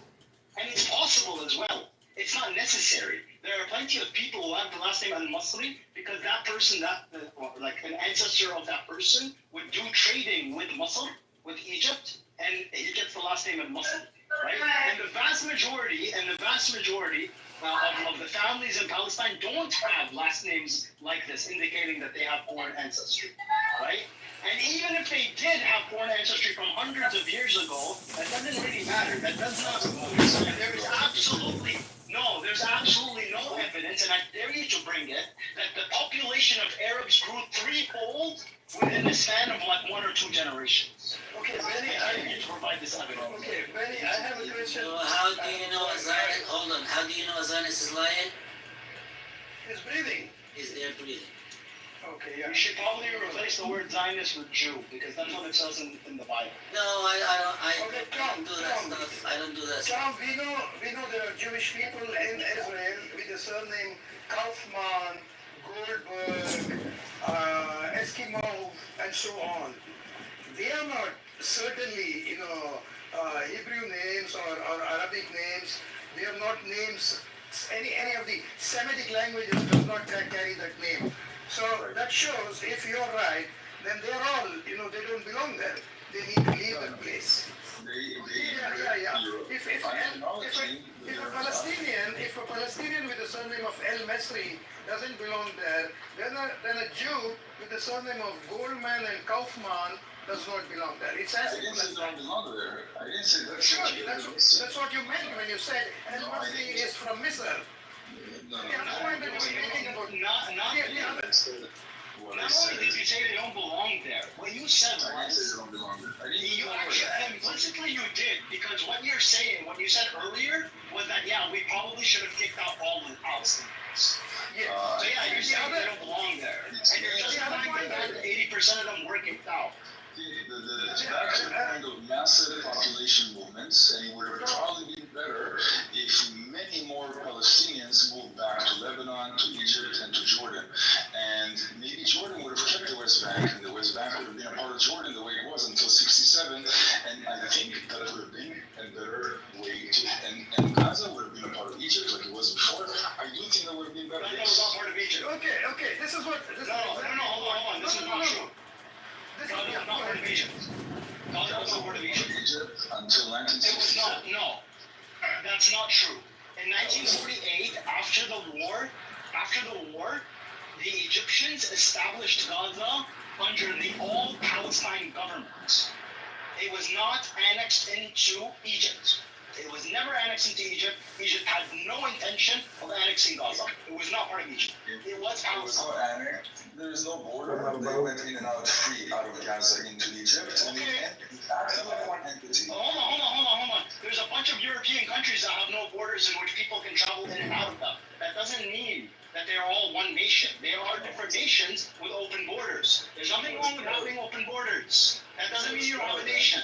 Right? The All-Palestine government was established in 1948. You can look this up. Just write All-Palestine government, and it'll be the first thing that comes up. This was established in Gaza. Now, the West Bank was annexed by Jordan. This is true. And all the Arab countries did not recognize. Actually, the vast majority of countries around the world, only 3 or 4 countries, including the United States and the United Kingdom, I believe, actually recognized this annexation. The vast majority of countries across the world, including all the Arab countries, did not recognize this annexation and wanted it to be a Palestinian government. It was fully controlled by Egypt, and it just was given a special status. Had nothing to do with Israel. Israel didn't control it. Israel had nothing to do with it. My point is that would have been better. Yeah, and then Israel went in '67, launched a war, and occupied all of these areas, including the Sinai and the Golan Heights. Yo, this guy is stupid, bro. Wallahi, you're stupid, and you're making me fucking really go crazy right now, bro. Are you saying that I'm sure someone like Smotrich can give me your fake ass prime minister name, who actually really is Malkowski, or all these Zios? You guys are not even good to the fucking land, bro. Tell me how a nigga named Goldberg, okay, I'm starting to say Goldberg, sorry to say the N-word, but Goldberg, or Goldstein, or Smotrich, or Malkowski is the idiots in the land of Palestine, bro. What kind of retarded person are you, bro? Holy fuck. That is fucking land, buddy. You guys are either fucking Polish, either fucking Ukrainian, Russian, either like Arab. No, Anas, the truth is, I don't care about indigeneity. Like, and we... Well, I care about it. I'm sorry. We, and the region, we do not care about indigeneity. We accept people from other places, right? When the Armenians were When the Armenians were genocided, we gave them a home. In Syria, in Lebanon, in Palestine, we gave them a home, and they are still, until today, part of Syria, Lebanon, and Palestine. And all Syrians want to kick them out. I agree with you. We have accepted them into our homes. When the Jews were genocided, they came on ships to Palestine as refugees. And guess what the Palestinians did? They That was the biggest mistake they made. Palestine. That was the biggest mistake they made. We don't have a problem with non-indigenous people coming and living with us, assimilating into our culture, participating in our economy, while preserving their own language, their own faith. Just like the Armenians who have preserved their churches, which are distinct from the rest of the Arab Christians. They are Orientals. Most Arab Christians are either Catholics or Eastern Orthodox, so they don't even marry Arab Christians. They don't worship with Arab Christians. They have preserved their Christian churches. They have preserved their language. The vast majority of Syrian and Lebanese Armenians speak Armenian, right? But they assimilated into the country. They are part of these nations. We don't have a problem with non-indigenous people coming in and living with us. Actually, this is the oldest melting pot of the whole world. We have so many different kinds of people. We can't split hairs. We have Kurds, Turks, Syrians, Arabs. We have a bunch of different people. The problem is, let me finish. The problem is, when a group of people comes and tries to assert sovereignty and kick out the people living there, we are going to have a problem with this. If the Armenians came to Aleppo and said Aleppo is now part of Armenia, and we're going to establish Aleppo as an Armenian state, and we're going to kick out the people living in Aleppo, kick out 80% and keep only 20%, we would have just as big a problem with the Armenians as we do with the Israelis. But guess what? No group of people have done this except for the fucking Jews. Okay, Tom, here's the point. You kept saying that, about the stabbing in the back. You should listen to what Zionist historian Benny Morris has to say. Listen, Tom. Tom. And there's 1,000 who disagree with them. Why are you sticking to the 1%? No, I never mentioned Benny Morris. I'm taking his name for the first time. If you want, I can give you a dozen names. Okay, Zionists who claim. Why don't you let me complete what I wanted to say? Benny Morris clearly says that we had to kick out 750,000 Palestinians in order to make room for the incoming Jews from the European Union, from Europe, because it is our land and it belongs to our land. And when our people come in from Europe, they need to have a house. So we had to kick them out. It wasn't as if you didn't plan it. They planned it very much in advance. They came in ships. They came, landed, they started, being nice to the Palestinians, and as soon as they were able to take a foothold in Palestine, the Zionists started kicking them out of their own land. And this is coming from Benny Morris. I'm not making this up. I suggest you read his books. There are lots of videos on YouTube where he makes it very clear that this is what happened. But this is also corroborated by the leftist Jewish scholar, Dr. Avi Schlein, who says that, this is true. And this is the only thing that the rightist Jews and the leftist Jews, or right-wing Zionists and left-wing Zionists agree on, that yes, the Palestinians had to be kicked out. They were kicked out. That's it. So there's no point in you arguing that no, these things did not happen. They happened. And they still keep happening in the West Bank, in Gaza. Even as we speak, 2 million people in Gaza are being starved. What Israel calls the general's plan is being implemented in Gaza, where people have a choice of dying out of hunger or leaving the land. Just that in this case, they cannot even leave the land, because even leaving the land means getting killed. Yeah, why doesn't Egypt let them in? Why should Egypt? No, you asked. You said they cannot leave. You said they cannot leave. So answer my question. Why doesn't Israel let them in? They cannot? Okay, fine. They cannot leave because on one side Israel is blocking their path, and on the other side Egypt is blocking their path. Okay, so This is my question. Why doesn't America take all the Israelis in? Why should Egypt open But I their hope you like It's a sovereign Cyrus. country. It can decide for itself. Why should Israel open their country? Hamas says they don't have to them all. No, it is because the entirety of Israel does not belong to Israelis. It was stolen from these same people who became refugees in Gaza. That's why.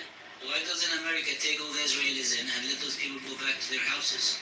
Because Israel is the only place in the world that has 3,000 years history of Jews. So when you dig in Israel, you find You're such a retarded piece of shit. Israel was established in 1948. It doesn't have 3,000 year history. So when you dig up coins and when you see all kinds of Who gives a historical fuck about a coin from 3,000 fucking years ago? Why doesn't they go to the Israelis and those people in Gaza go back to their homes? Wouldn't Egypt have a longer history of Jews? Yeah, actually they do. Taking back channels. Yeah, Egypt has a longer history of Jews. And if you want to go back all the way to Abraham, the Jews actually come from Iraq. There you go. Go to Iraq and go to Back Egypt. to Iraq. And the only place that the Jews established a state continuous with kings, traditions, language, money, everything that consists a state is Israel. And the only We are rich too. We are correct. Hold on. How do you know a Zionist is lying? Some bullshit. Breathing. No, wait. India is the oldest civilization. No, hold on. Essay. I need to give this to you guys so you guys understand this part. India being the oldest civilization, so the oldest, the Bani Israel, the lost tribes of Israel, they settled in Mumbai area. That's where the history goes back that far. It's Mumbai. So you guys, then I guess you should be going to Mumbai to claim.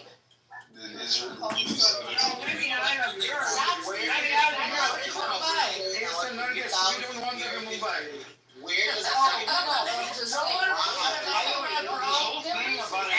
they go, they. Well, wait. By the way, it's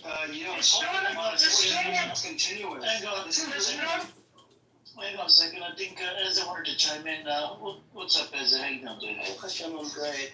Where in the 3,000-year history of Jewish people does it ever say that we're required to establish a Jewish state?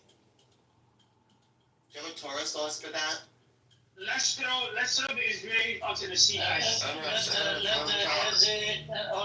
Eze have a conversation with Tom because she's Jewish and he's Jewish. So let's see what. The whole point I was trying to make from the beginning, and to make a really important point for you guys, is that Israelis are not religious. We're there not because we believe the Bible gave it to us. We believe that culturally, ethnically, religiously, there's all these reasons together. In fact, the religious Jews in Israel don't go to the army. They don't really play a big part of society. So Israelis are secular. We're not there because of the Talmud and the Torah. And we didn't establish Israel because we believe that the Talmud and Torah gave it to us. We believe that there's 1,000 other reasons, mostly historical, that makes it. You just contradicted yourself. You have no history. Absolute bullshit. So Ashkenazim coming to Israel, like you said, from a secular space, having no consideration for Torah, no consideration for Al Minhagim. They could care less about the so-called historical connection to Israel. Why do they have a right to be there? How can you use a Jewish or religious pretext and then snatch it away 2 minutes later? I don't understand that. Half of the individuals in Israel right now have no connection to Israel at all. And we all know it. As a matter of fact, many of those Palestinians have Jewish blood. And we're killing them left and right. They're cousins. Those people, wait 1 minute. Those Palestinians have more of a connection to the land, the culture, the customs and traditions than most Ashkenazim who are secular Jews living in Israel today. That is undeniable. The reason Israel welcomes European Jews and Russians to Israel is a socio-economical. No, a white supremacist state. That's exactly the same reason why. That's the reason why Ethiopian, that is the reason why Jews from Nigeria have never been welcomed in the state of Israel. It is a white supremacist agent of the American government. And it's sad that you would actually sit on this platform and pretend that individuals claiming a connection that they've never had have more of a right than Palestinians who know that their great-grandparents and great-great-grandparents are connected to the land. I didn't say that. You put words in my mouth. I did not say that. And by the way, Yemenis and Arabic Jews, Middle Eastern Jews, make up the majority of your white ethno state, the way you called it. So again, these dumb things coming out of your mouth make no sense. When they were welcomed in 1948, and I will show you Yemenite babies who were sold to Arabs and white Americans. Yeah, let's talk about these examples of... And dark-skinned Jews were not welcomed by the state because they were... You mean they were discriminated against? They were not welcomed because... You mean they were discriminated against? I'm saying it very clearly. They were not welcomed because they were religious. They had a Torah connection. The individuals who were wanted by the state of Israel were engineers and scientists and doctors who were not religious, who were atheists themselves, who could care less about Torah, who could care less about the Jewish people. They simply wanted a place of refuge. Now that's historical fact. We're not going to sit here and bullshit these people on this platform that, oh, Jews have such a connection to Israel and that's why we're here. No, that's bullshit. No, I said 5 times that that's one of the many reasons for why Israel was chosen for the Jews. Because it makes more sense. Because there's no Hebrew history when you dig up Uganda. Was it not? Why wasn't Uganda? You know, why didn't we just say, you know what, let's do Uganda? It was one of the places that people were interested in. Why my family, it was because it had no religious significance. My family's been in Israel for 300 years and not in Uganda. That's the case now. The biggest LGBTQ plus parade goes through Tel Aviv. Wait, Israel only exists for 76 years. You said 300 years. 300 years. That means even the descendants of Sephardics were kicked out of Spain, right? Connection, and then not abide by religious rules. It doesn't work that way. Oh, you know what? This is the land of my forefathers. I'm Yitzchak and Yaakov. Oh, by the way, I'm going to eat pork chops on the beach on Yom Kippur. We don't go together. Either you have a religion For the second time now, for the 6th time, Israel is not a religious state. Israel. For the 7th time, Israel is not a religious state. Did not use a religious pretext for your connection to the land. And for the 8th time, not you're have not. any religious connection to the same. You're not. Okay, easy. That weirdo, it's your weirdo. It's the 9th time I'm saying it now. You're not going to tell me that some Jew out of Germany has a form of a connection to the land of a Palestinian. Okay, obviously that person is weird and maybe on drugs. I acknowledged it 10 times now. 10 times. You say this, but your reason for being there is religious, but yet it's not a religious state, so it's not about religion, so.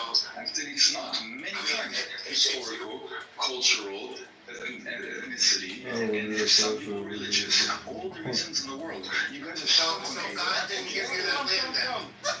Wait, hold on. You're still using the same logic. Wait, hold on. Using the same logic that you are proposing, then Jews also have a historical, linguistic connection to Damascus and Baghdad and Medina and all the other places in the region that they inhabit, including Persia. And Palestinians have the same exact connection to that state.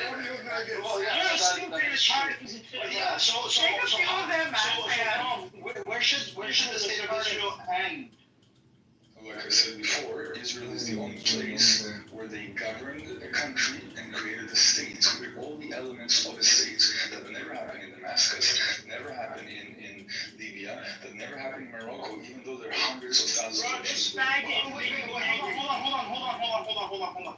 But that never happened in, you call it Iraq, down at the Red Sea? The state of Israel, the historical, has never found exception again. My type of war is less than the mind type that wants all illegals out. But anyway, Okay, so and now the guess state of what? Judea Trump is not never going to be went able to as take far all south of it, as like, Iraq. deport everybody. So why is it that He's not going to be able to do that, right? So whoever's going to win for the next election, that person is going to get the majority votes, whether it's Republican, whether it's Democrat. but If you it's took a someone lot who more says than no, we need all people, it doesn't matter how it goes. So now your source of legitimacy is the UN. It's not history. So history doesn't matter because what the UN gave you, right, was not part of historical kingdom of Judea. What the UN gave you was geopolitically incentivized to landlock the Palestinians. You got the coastal regions for a reason. Historically speaking, if you really want to look into it, the coastal regions were controlled by the Philistines, okay? And the inland regions, like Yehuda and Samaria, that is where the Jews established their state. So the UN gave you, through the lobbying of the Zionists, the land that you did not inhabit, and left out the land that you did inhabit historically. So what's the historical basis for this? First of all, the southern part you're talking about that Israel got is all desert. It's useless, and they gave it to Israel as an That's very useful, actually. As an excuse. It's actually very useful. The reason why? No, it's very, very useful. The reason why the state of Israel was drawn, or the Jewish partition of Israel was drawn to go all the way south to Enot, is to split the Arab world from Egypt from the rest of it. Okay. And the reason why you got all the coastal region, with the exception of Gaza, is because you wanted to landlock the Palestinians into the mountains of the West Bank. We rob. We're Zionists. Why don't you just say, I'm a Zionist, we're Zionists, we kill, we rob. No, let's be honest here. Why don't you just come and say it?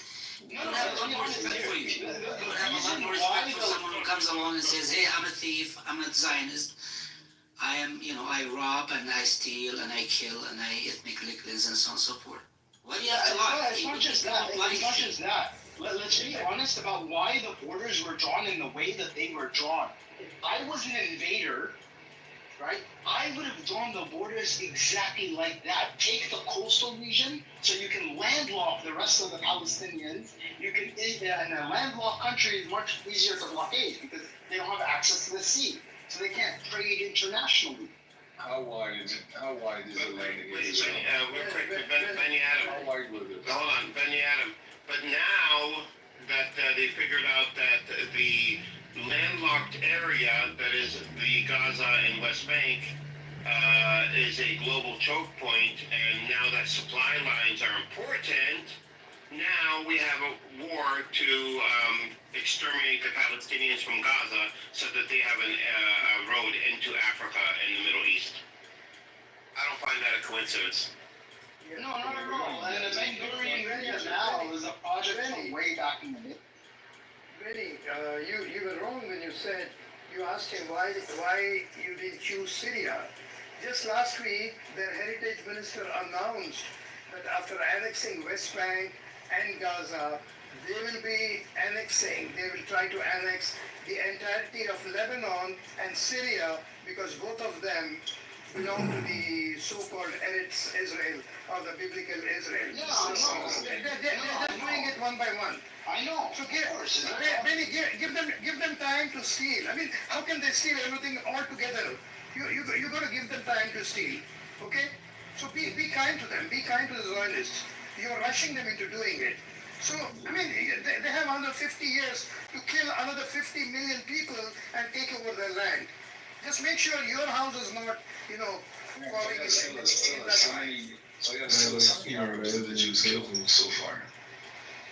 I don't know. I can tell you since 1948 until October 7, Jews killed, or I would say Israel killed. I don't want to use the word Jews. Israel officially killed. This is the official document. 186,000 Palestinians. 186,000 Palestinians have been recorded officially by the United Nations as having been killed by Israel. Now, there could be many more than that. Okay? How many wars? How many wars? So since 1948. Since you mentioned before. No. You have spoken enough. You mentioned how we liberated Gaza in 2005. And after liberating Gaza, you carried out five 5 attacks against Gaza, which were 10 times bigger than the October 7 attack, okay? And even in each of the attacks, 1,000 to 1,500 people, 1,000 to 1,500 Palestinians, including children, were killed, okay? That's number one. And you keep saying, we let go of Gaza in 2005. After letting go of Gaza, you blockaded Gaza to the extent that they were literally dying even then out of hunger, for hunger. Mm-hmm. This is the reality. How many ice cream shops are there in Gaza? Yeah, sure, I'm coming to that. I'm coming to that. Are you seriously asking that question? Sure, I'm coming to that. No, yeah, Edward, they try to distract you. So here's the point, You literally blockaded wedding dresses, pencils, you blockaded cilantro. Who blockades cilantro, man? Who blockades cilantro? In every country, there are 205 countries in the world, everywhere people use cilantro to cook. And Israel blockades it. And Israel blockaded, Israel put a ban on, pasta. When they asked why, they said, Palestinians are not Italians to eat pasta. This is the reply they got. Pasta, man. And your own senator from America, what is his name? Senator Kerry. Senator Kerry had to reach out to the Israelis to request them to allow pasta, pencils, chocolates, wedding dresses, and even scalpels. Scalpels for C-section. You know how many women had to deliver in Gaza without the proper medical equipment? Just imagine. Oh, sure. Who are these people, man? Who are these people? So go and read your own history. Who the hell are these people? They're chosen, but they're not chosen by God. They're chosen by Satan himself. So Tom, don't come here and talk as if you're the only one chosen and the rest of us are subhumans. No, we all know your history. For 70. Just stupid. I know. We are not Zionists. 5-minute rant. No, you said 100 and something thousand Palestinians died in 7 wars with Israel since 1948. No, Palestinians didn't have 7 wars. No. I did not say they got killed in 7 wars. They were killed, murdered by Israel between 1948 up until October 7. Now, what happened after October 7? I have not even had it. 1948 was only war. 1948 was only war with Palestinians. Edward, I'm not talking about wars. I'm not talking about wars and the people that got killed in the war. I am saying how many people were murdered by Israeli security forces and by Israelis. Let's Google it up right now. 2023 was the deadliest year for Palestinian children before October 7th. So these guys come here and say, oh, we let go of Gaza in 2005. Yes, you did let go of Gaza, but you controlled the sea, air, and land routes. Everything was controlled by you. Nobody can... They didn't do it because they were nice. They did it because the settlement didn't have room to grow in Gaza. So they had to leave it because it was costing them money, and it wasn't growing because there were too many Palestinians there. Security was costing them a lot of money. A lot. Yeah, but they left, but they still continued their occupation. Yes. They didn't leave. It wasn't a disengagement. It was just removing the settlements. That's all. Just like, it's like, say, Area A in the West Bank, where the PA controls, is it not under this, there's no Israeli soldiers generally there, but are they not still under occupation? They increase their illegal settlements towards the West Bank. Doesn't it have to do with the proximity to Jerusalem? So it was more beneficial for them to push in that direction? No, it was more beneficial. No, they started off around the Jerusalem area and moved outwards into the West Bank to cut the West Bank in half. Okay, so Tom, my question is, if they physically removed settlements from Gaza, why did it not happen in the West Bank? Why is that just being expanded?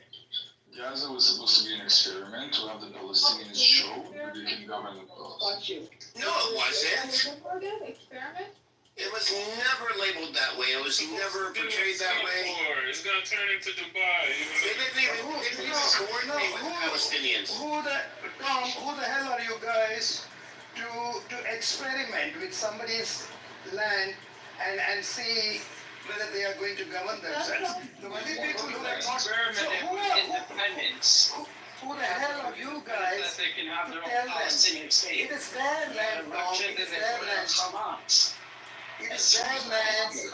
Israel did exactly what you wanted. Israel gave them that land and said, let's see if we can work It this was out. our land when they gave it. How did you give it? It was already theirs. It's not Whatever yours to you want give to it call back. it. Whatever you want to call it. Gave it back, whatever. No, However you you did want not to give call it back. It was their land. You don't give back somebody's What own do you want land. to call it? Define it. You use the words. You see, you're getting stuck on semantics because you have no argument. Because you're coming with arrogant words. You're coming from a Well, I apologize. supremacy. You choose the words. You choose You're the coming words. from a supremacy angle, and nobody wants to put up with that because we don't think you're superior. Okay, Just so so you choose the you words. removed the boots on the ground, but you controlled everything else. Lawlessness and civil unrest has never been more clear. From the They're ground, unable and to you respond control effectively literally and everything responsibly over during there, calamity. including what came in and Whether it's just sheer got out, incompetence or outright including who malevolence, could come in and who the could reality get is out, stark. including, California and this is is in a the state best of part, turmoil. in And I ask my fellow Angelinos, between 2020 and 2023, since you are Googling everything, you should also Google this or ask ChatGPT. Between 2020 and 2023, Israel killed Our Gavin Newsom. 248 Palestinian fishermen from Gaza. 248 Palestinian fishermen from Gaza were killed in the sea.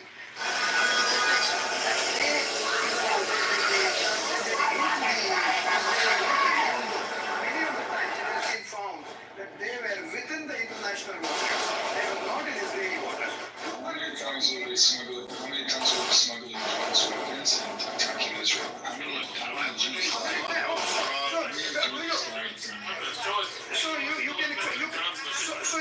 You can kill a fisherman. You can kill a fisherman under the suspicion that he is transporting drugs or arms or whatever it is from a distance. You just said it's not a war zone. You just said it's not a war zone. When they killed them, it was. It wasn't a war zone. They were fishing. No. So they did it in 2005. They did it many years later when there's a conflict. We can't hear you, Ace. Can you guys hear me? The same? I think it's my reception. Can you hear me at all? Yeah, go ahead. It's a little better. You're low, but Okay. go ahead. Okay, so Tom, you made a statement that there was experimentation of some sort on the Gazans, hence their occupation of Gaza. That was actually the worst thing you could have fucking said. You opened up a door I don't think you wanted to. We have this genocidal Nazi named Himmler. You know, he did some experimentation on Nazis. Stop it again. You see how you can start the word no. No. We acknowledge that it's not the experiment. No. I'm gonna tell you something.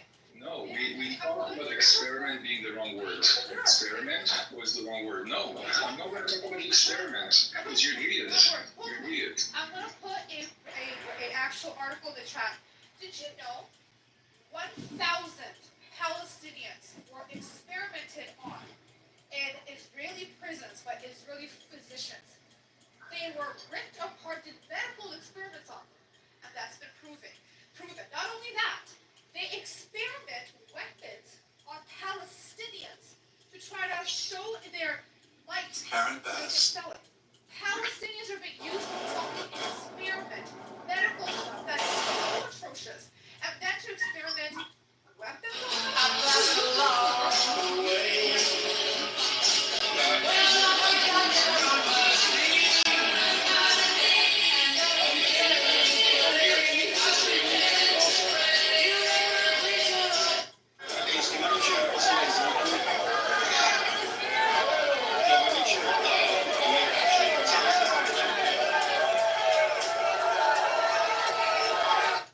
So, Tom, can you look at the article, read it, and let me know how atrocious that shit is? Maybe you didn't know. Yeah, I'd love to. Maybe you didn't know. Now you know. English, why don't you have a resource that, the CBC or BBC would love to run a story? Why can't we find there? Why wouldn't you look here some very anti-Israel weird mistakes?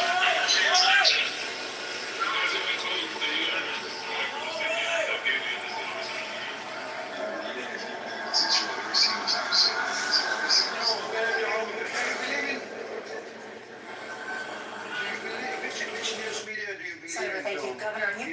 oppose an assault weapons ban, but if only later in your political career did you change your position, why? Because any name one would have a reputation to defend and would run this story if it was indeed correct to the details that this lady just shared, which is pure propaganda.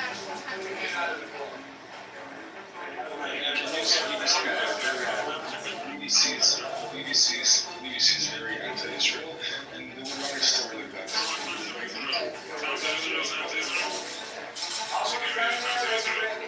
Actually, I don't really consume the time of Israel news. So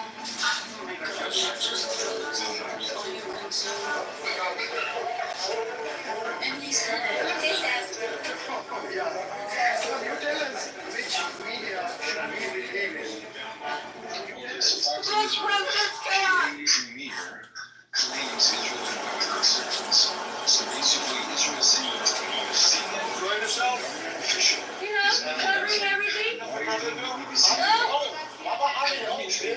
How about that? My grandma made a claim also. I didn't do nothing. I didn't say nothing. CBC, somebody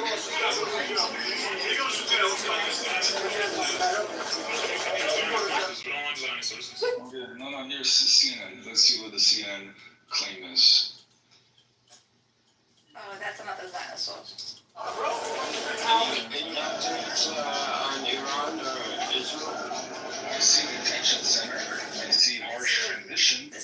Where is the experiments? Where's the experiments? Look, your point withers away. Withers away. Are you denying that Israel? Listen, Are you denying that Israel harvests the organs of Palestinians prisoners? I'm sure that happened. They do it for Jews too. But listen to what you just said. Now. So let's talk about that.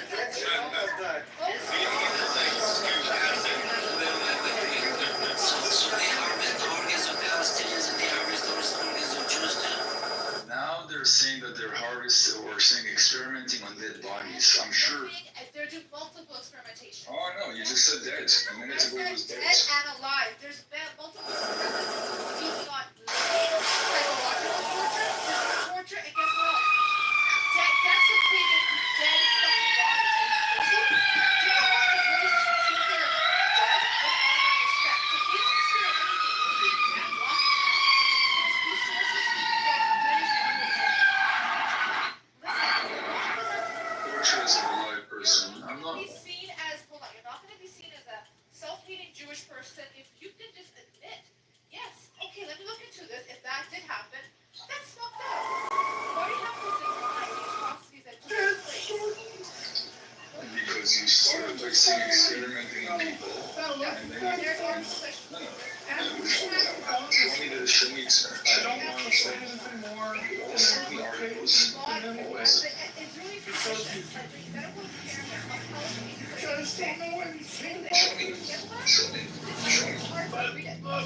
send articles. You send articles about treatment. You send articles about bodies. I mean, he was a loving, caring guy. You know, loved his family, loved his friends. You put up the word experiment, and it triggered a memory in my mind. And you fucked up, okay? Clearly, it triggered a memory that you can't back up. It's called repetition. Oh, I like your son. 8647. What is it? Top on orange stains. What are you talking about? Because you guys are so fixated on these things that happen everywhere all the time. Others people kill her. I'm just so scared. I'm 74 years old. I worry. Every one of you would be much happier in Israel than in any other Arab country around the world. Happy, I'm getting tortured instead, Tehran. I just am so long as you're a Jew. So long as you're a Jew. Get over the sun. I got special Victorian Airport, they said first, yes, I'm so happy. It's strange that you, I guess you act, smell, and look like a terrorist. Well, you say that, but you were treated. Everyone but you was a terrorist. Everyone. No, because I get questioned too.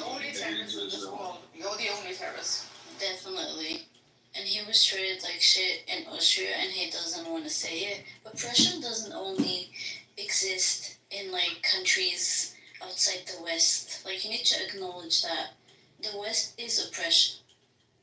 And you are an oppressor. And you're white. And you come here and impose whatever ideas you have and you claim by you using that PTR that you're Iranian and lying to all the people who are here listening to you. We will take care of our shitty regime.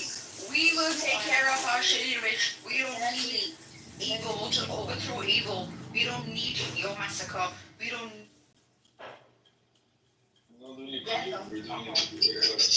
Protect us from who? We're not giving us that. Let them try, let them make decisions. We're big enough. Protecting ourselves from Ayatollahs. You're attacking innocent children. We don't need you. We don't need you. I'm saying went to Israel. You guys went to Iran. Leave us the hell alone. Yeah, when you're counting the number of dead people because of Israel, we need to add in the Iraq war and Afghanistan war.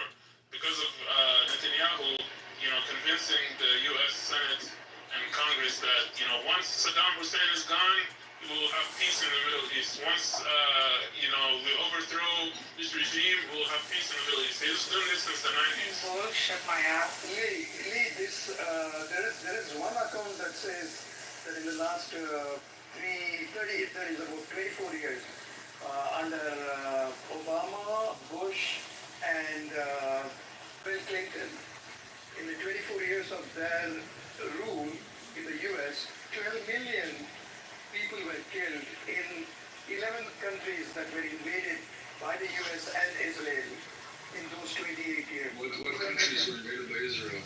What countries in Israel invaded? Oh, I'm sorry, Tom. I'm sorry. I let me correct myself. All the countries were invaded by Israel through America. America is the puppet of Israel. So it's America to do that. So I'm really sorry. I stand corrected.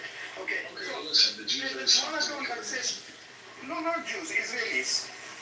So 12 million is a number that I read in one article, but that it could be much more, many more. But the number that I gave was specifically Palestinians murdered by the Israeli regime in the last 77 years. That is what I talked about, 186,000. I'm seeing 55 in Perplexity, in GPT, and in Gemini. Okay. 55? How many Israelis are you? So 55 is good, is it for you? No, I'm asking you how many Israelis died. No, I don't care how many Israelis died because they are the occupiers. They are the occupiers. If you come into my house, and occupy my house, I won't see whom I kill. I will kill everybody who comes and occupies my house. I may be a good guy, I may not have a weapon. It's my house. You won't be able to kill me. My family's been there for at least 300 years. So my family. But I thought your family was there for 3,000 years. Now you're saying 300. You're a white Austrian. No. My people, you've taken out 400 of us in one day. Get out. Where were they 3 months ago? No, 300 or 3,000. I'm getting confused, man. Okay, 300 or 3,000. My family has been in Israel for 300 years, so we can trace back. Okay, you can trace back. Okay. Oh. Tom, is that the reason why you don't mention your surname? Peterson is your surname.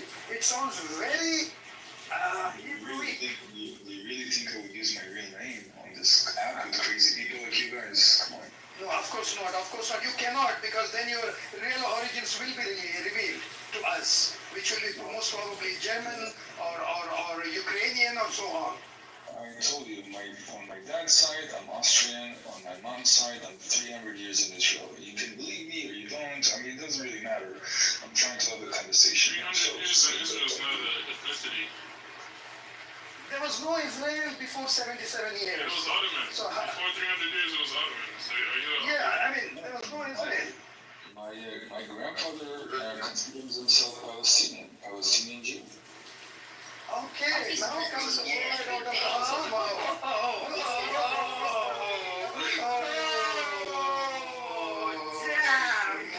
Damn. So, Tom, where is Edward? Edward, your cousin is here. Where is he? He's not in the room. You occupy us here. Edward, you occupy us here. So Tom now says he's a Palestinian. Okay. All Jews were Palestinians when the Romans changed the name, and then all people in that area identified as Palestinians for, under the Ottoman Empire for a long time. So it's not that the Arabs were Palestinians. The Arabs were just Arabs that came from the area. The Jews who lived there, anybody who lived in that area considered themselves Palestinians. And the Palestinians in Israel, many of them today, have lived there for hundreds of years. But they decided to have a war with Israel, and they've been handing their ass to them over and over and over. And unless they find a way to live peacefully with Israel, it's going to keep happening. And you can go over the details of what happened and how it happened. All these things happen in every single war, in every single conflict, and 80 million people moved around after World War II. So we're really stuck on the Palestinians for a reason that I don't understand. So you are a Palestinian. Do you also agree that there were other Palestinians in that land who were not Jewish, who were Christian, who were Muslim? Okay. So do they, the Christian Palestinians and the Muslim Palestinians, do they have the same right to that land as you do? Because they have also been there for maybe 300 to 3,000 years. Of course, but then they fought against Yes, no. We will Israel or the Palestinian one?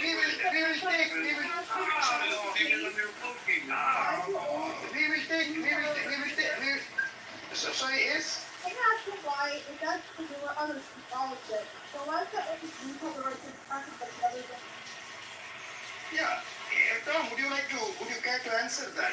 You have a right because you are a Palestinian by culture, linguistically, culturally, traditionally, you are a Palestinian. That's not why I have the right.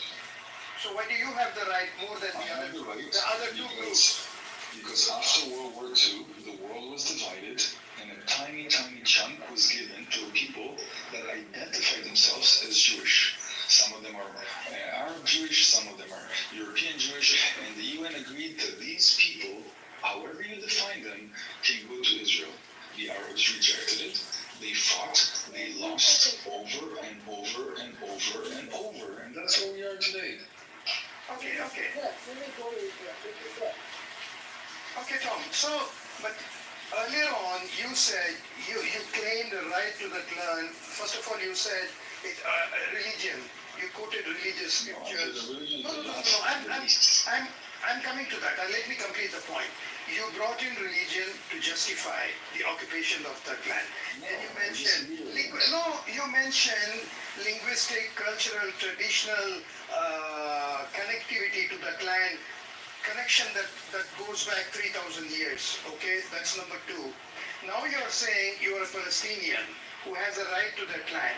But when I ask you if the Palestinian Muslims and the Palestinian Christians who have lived as long as your family or your forefathers had lived there, you deny that.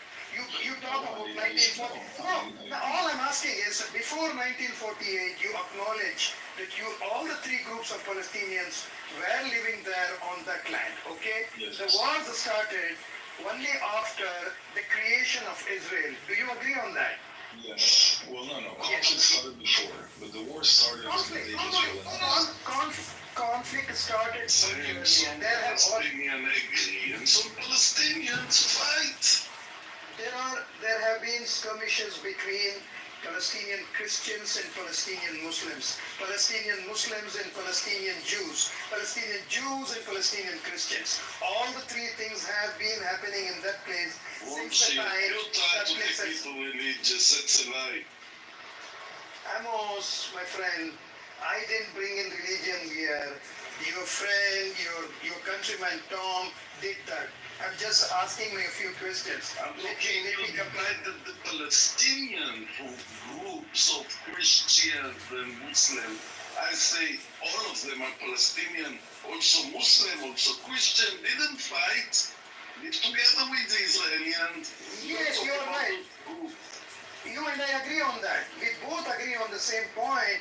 What I'm saying is, now they are fighting because the Palestinian Christians and the Palestinian Muslims are not being given the same rights to that land that is given to the Palestinian Jews. It's as simple as that. I am almost elderly. It's almost elderly. It's very elderly. He's the senior most person right now. He just grabbed the title from me. So he's the senior most person right now in this room. You have to call him Mr. Amos, but even he is not allowed in Mumbai, please. So you need to take some of them, man, for yours. Nargis, I know you're plotting. We can't take them in Iran. You need to take some of them. So Faya, the oldest language, Sumerian Sanskrit, that's the oldest dialect of that. So technically, can't we just say it's Indian Rapper? If you really want to fuck with them. If you try to connect language, this and that. I'm sorry, I'm thinking kind of what came first, what came second. If you've left something for over 2,000 years, you left. How do you still lay claim to something how do you go back and say, watch, this is the only group in history that says, well, you know what, still mine, 2,000 fucking years later. How does that work? Tom, how? The way it works is that they never left. They're always there. Hold on. They were always there. The Romans, they were never, not you, but was there no exile? The majority of Jews were kicked out, yes, but there is a Jewish entity in Israel. That's not true. Under 5%. That's not true. The Jews were kicked out. The Jews were kicked out over and over and over. Yeah, there were some that were kicked out, the majority were not kicked out. But what I'm saying is, even the name, okay, it's been called Philistine for what, 2,200 years? And you guys want to still go back and say Judea and Samaria. If things have changed, move on. You need to keep bringing it back. And then you keep saying it doesn't have to do with religion, but a lot of this is rooted in religion. Please make For some people, but again, Israel is a secular state. So for the religious people, no, it's not. For the religious people, that's the appeal. For the secular people, to the people who built Israel, Entitlement, religious or not, entitlement is the appeal. No. So basically, Tom says that, any way you look at Israel, we will bring in a justification for stealing the land. If you're a secular person, we will give you a secular reason to justify. If you're a religious, Amos, please let me speak. If you're a religious person, you will give you a religious reason. Okay? That the Jews represented in the parliament of Saudi Arabia, of Jordan, of Egypt. Show me one Jewish parliament. Why don't you, Amos, why don't you go on? Yeah, yes, go ahead. Tom, how many, with the horrendous thing that occurred, the Holocaust, how many people were killed? About 6 million? 6 million total killed, right? That's your... No, 6 million, about 6 million Jews. Okay, that's it? No. Please, Hold on. It's exactly 6 million. If you say anything... History, and I've done a very deep dive on this years ago. Actually, visited Auschwitz. It's terrible, it's horrible. I'm not connected in any way. I was thinking by just... I can't understand what you're saying.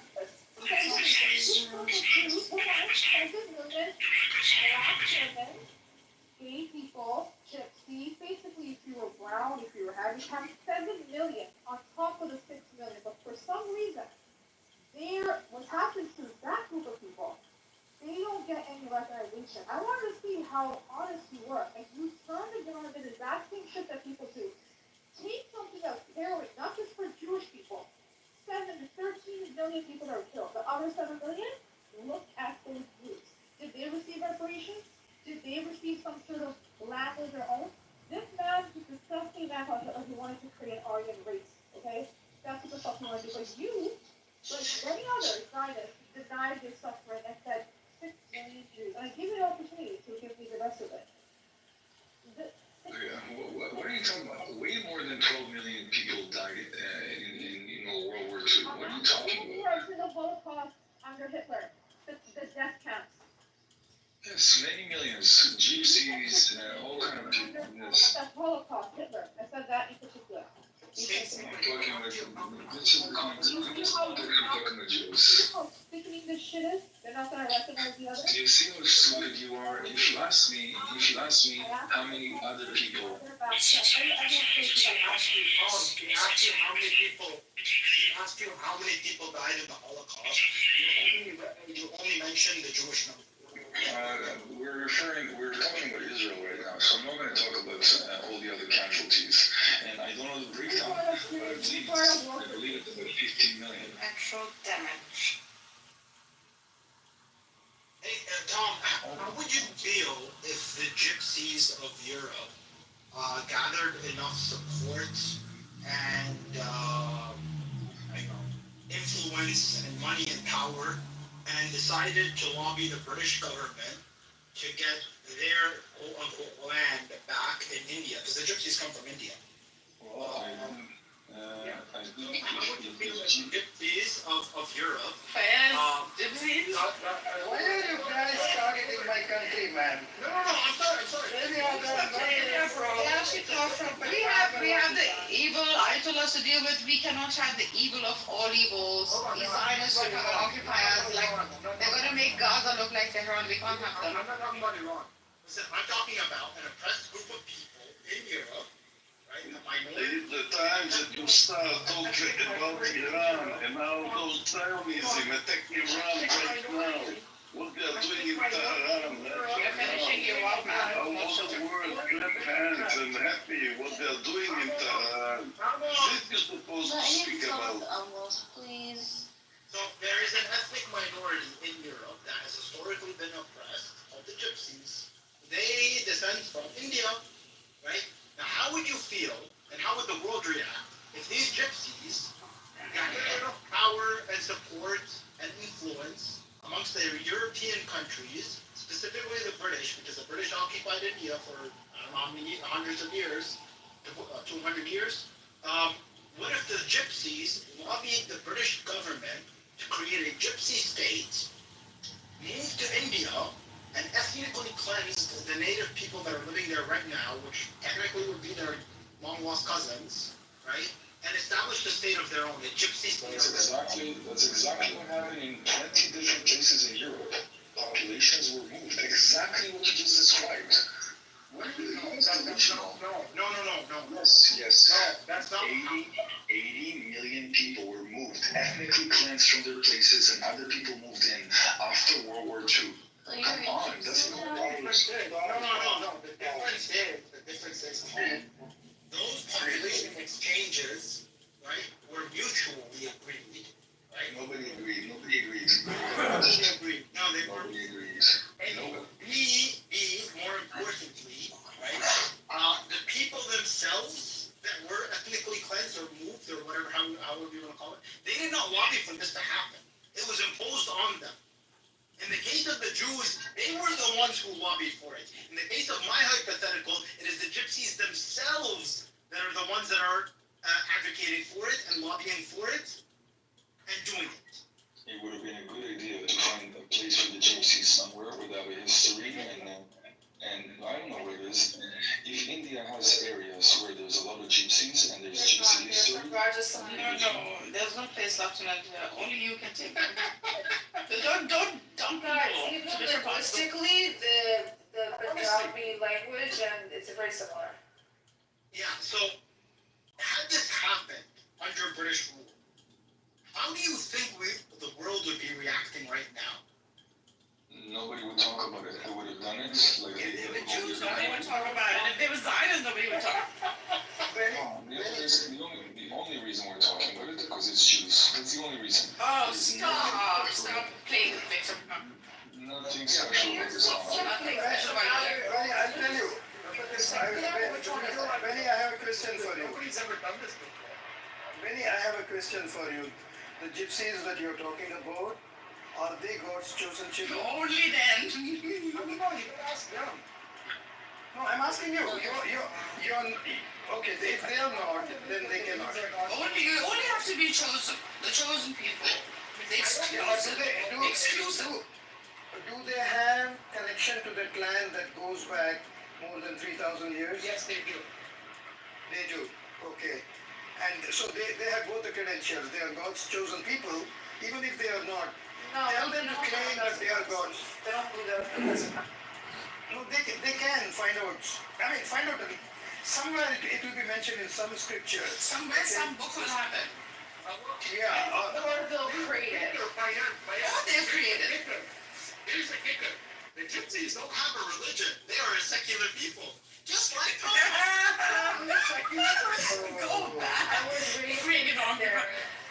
But guys, Benny Adam and Nuggets, both of you, I warn you, please leave India out of this. Oh, please take some of them, man. We have idols to deal with. We can't deal with more evil. That's why Everybody have to go back to where they came from, and the gypsies have to go back to India.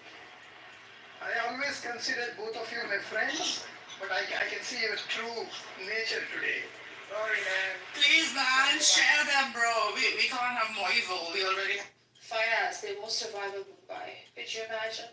They will, because they're going to cleanse Mumbai of 80 to 90%. And then they're gonna occupy India, bro.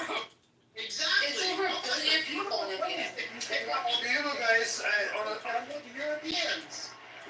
on a serious note, we have a hill station. It's in the Himalayas. The name of the state is Himachal Pradesh. Himachal Pradesh. Okay? It's already more or less occupied by a certain group of people, and the government of that state literally destroyed it. They came that far. Destroying it. Yeah. They literally destroy it. They don't allow. Listen, Kashmir, Bali, same shit. They made it fuck it up. Who are these people, man? Himachal is an abode for drugs now. All the vices in the world are found in Himachal now. There are certain, not the entirety of the state, but in some places, okay? And in those places, Indians cannot go. For example, if I wanted to take a room in a hotel, I get denied. Even though hotel is owned by an Indian, I get denied residency there because it's exclusively reserved for the, I don't want to name them. I cannot name them because then I'll be called an Israelis, also. Who cares? You're even scared of that. By the way, about the, continuity that Tom was talking about, the vast majority of the Jewish people's existence on that land, they were subjects of a foreign empire. Like, they established a state, and by the way, there's actually no historical evidence for a unified state. There is historical evidence for Judea and Samaria, two separate states that actually often fought with each other and hated each other. The Samaritans and the Judeans hated each other. Continues to hate each other in some cases. There's no really evidence for that. There was a state, maybe, according to the Bible there is, but according to like secular history there isn't. But maybe you guys had a state for like maybe 100 or 200 years, and then you were occupied by the Babylonians, then the Assyrians, then I think the Egyptians at some point, then the Persians, then the Greeks, then the Romans, and the Romans made it Palestine. So you don't really have much in terms of continuity. The linguistic continuity is even worse because you stopped speaking Hebrew a very long time ago. Like by the 2nd century BC, so little of you spoke Hebrew that you had to translate your own text. The Targums are Tarjum, meaning to translate, were written in Aramaic because by the 2nd century BC, we're talking about 2,200 years ago, you guys stopped speaking Hebrew. So you needed to read your scriptures and understand them. Use Aramaic, because Aramaic was the lingua franca of your people. Your written scripture, hold on, I'm not even done. Your written scripture, like your actual scripture, is written using the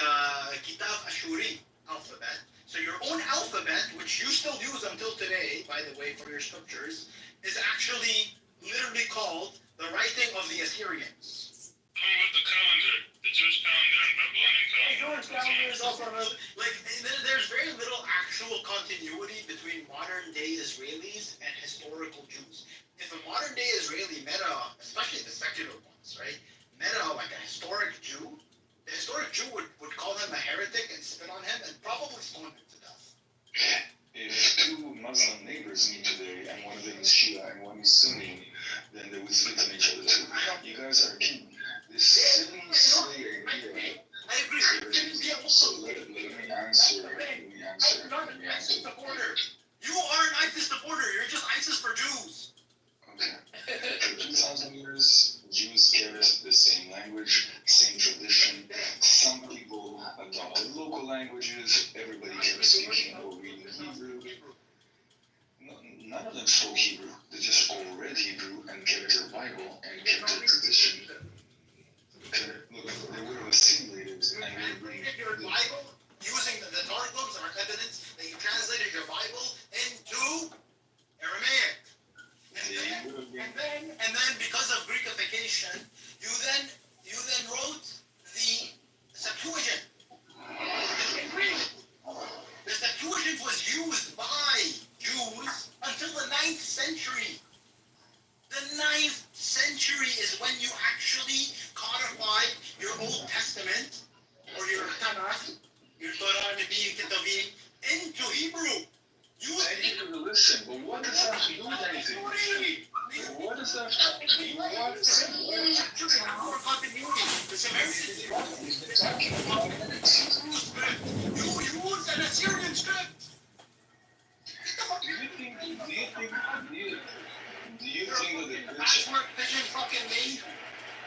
that the Christians in North America are the same as the Christians in Israel 2,000 years ago? You think they have anything to do with Christians from 2,000 years ago? I am an Orthodox Christian in North America. Yes, our liturgy is from the 4th century. And they have persecuted us, right, for the first 300 years of our existence. You would see a direct continuity with Christians from 2,000 years ago to modern day Orthodox Christians. Our liturgy was literally 200 years ago. It's delusional. Different traditions, different beliefs, different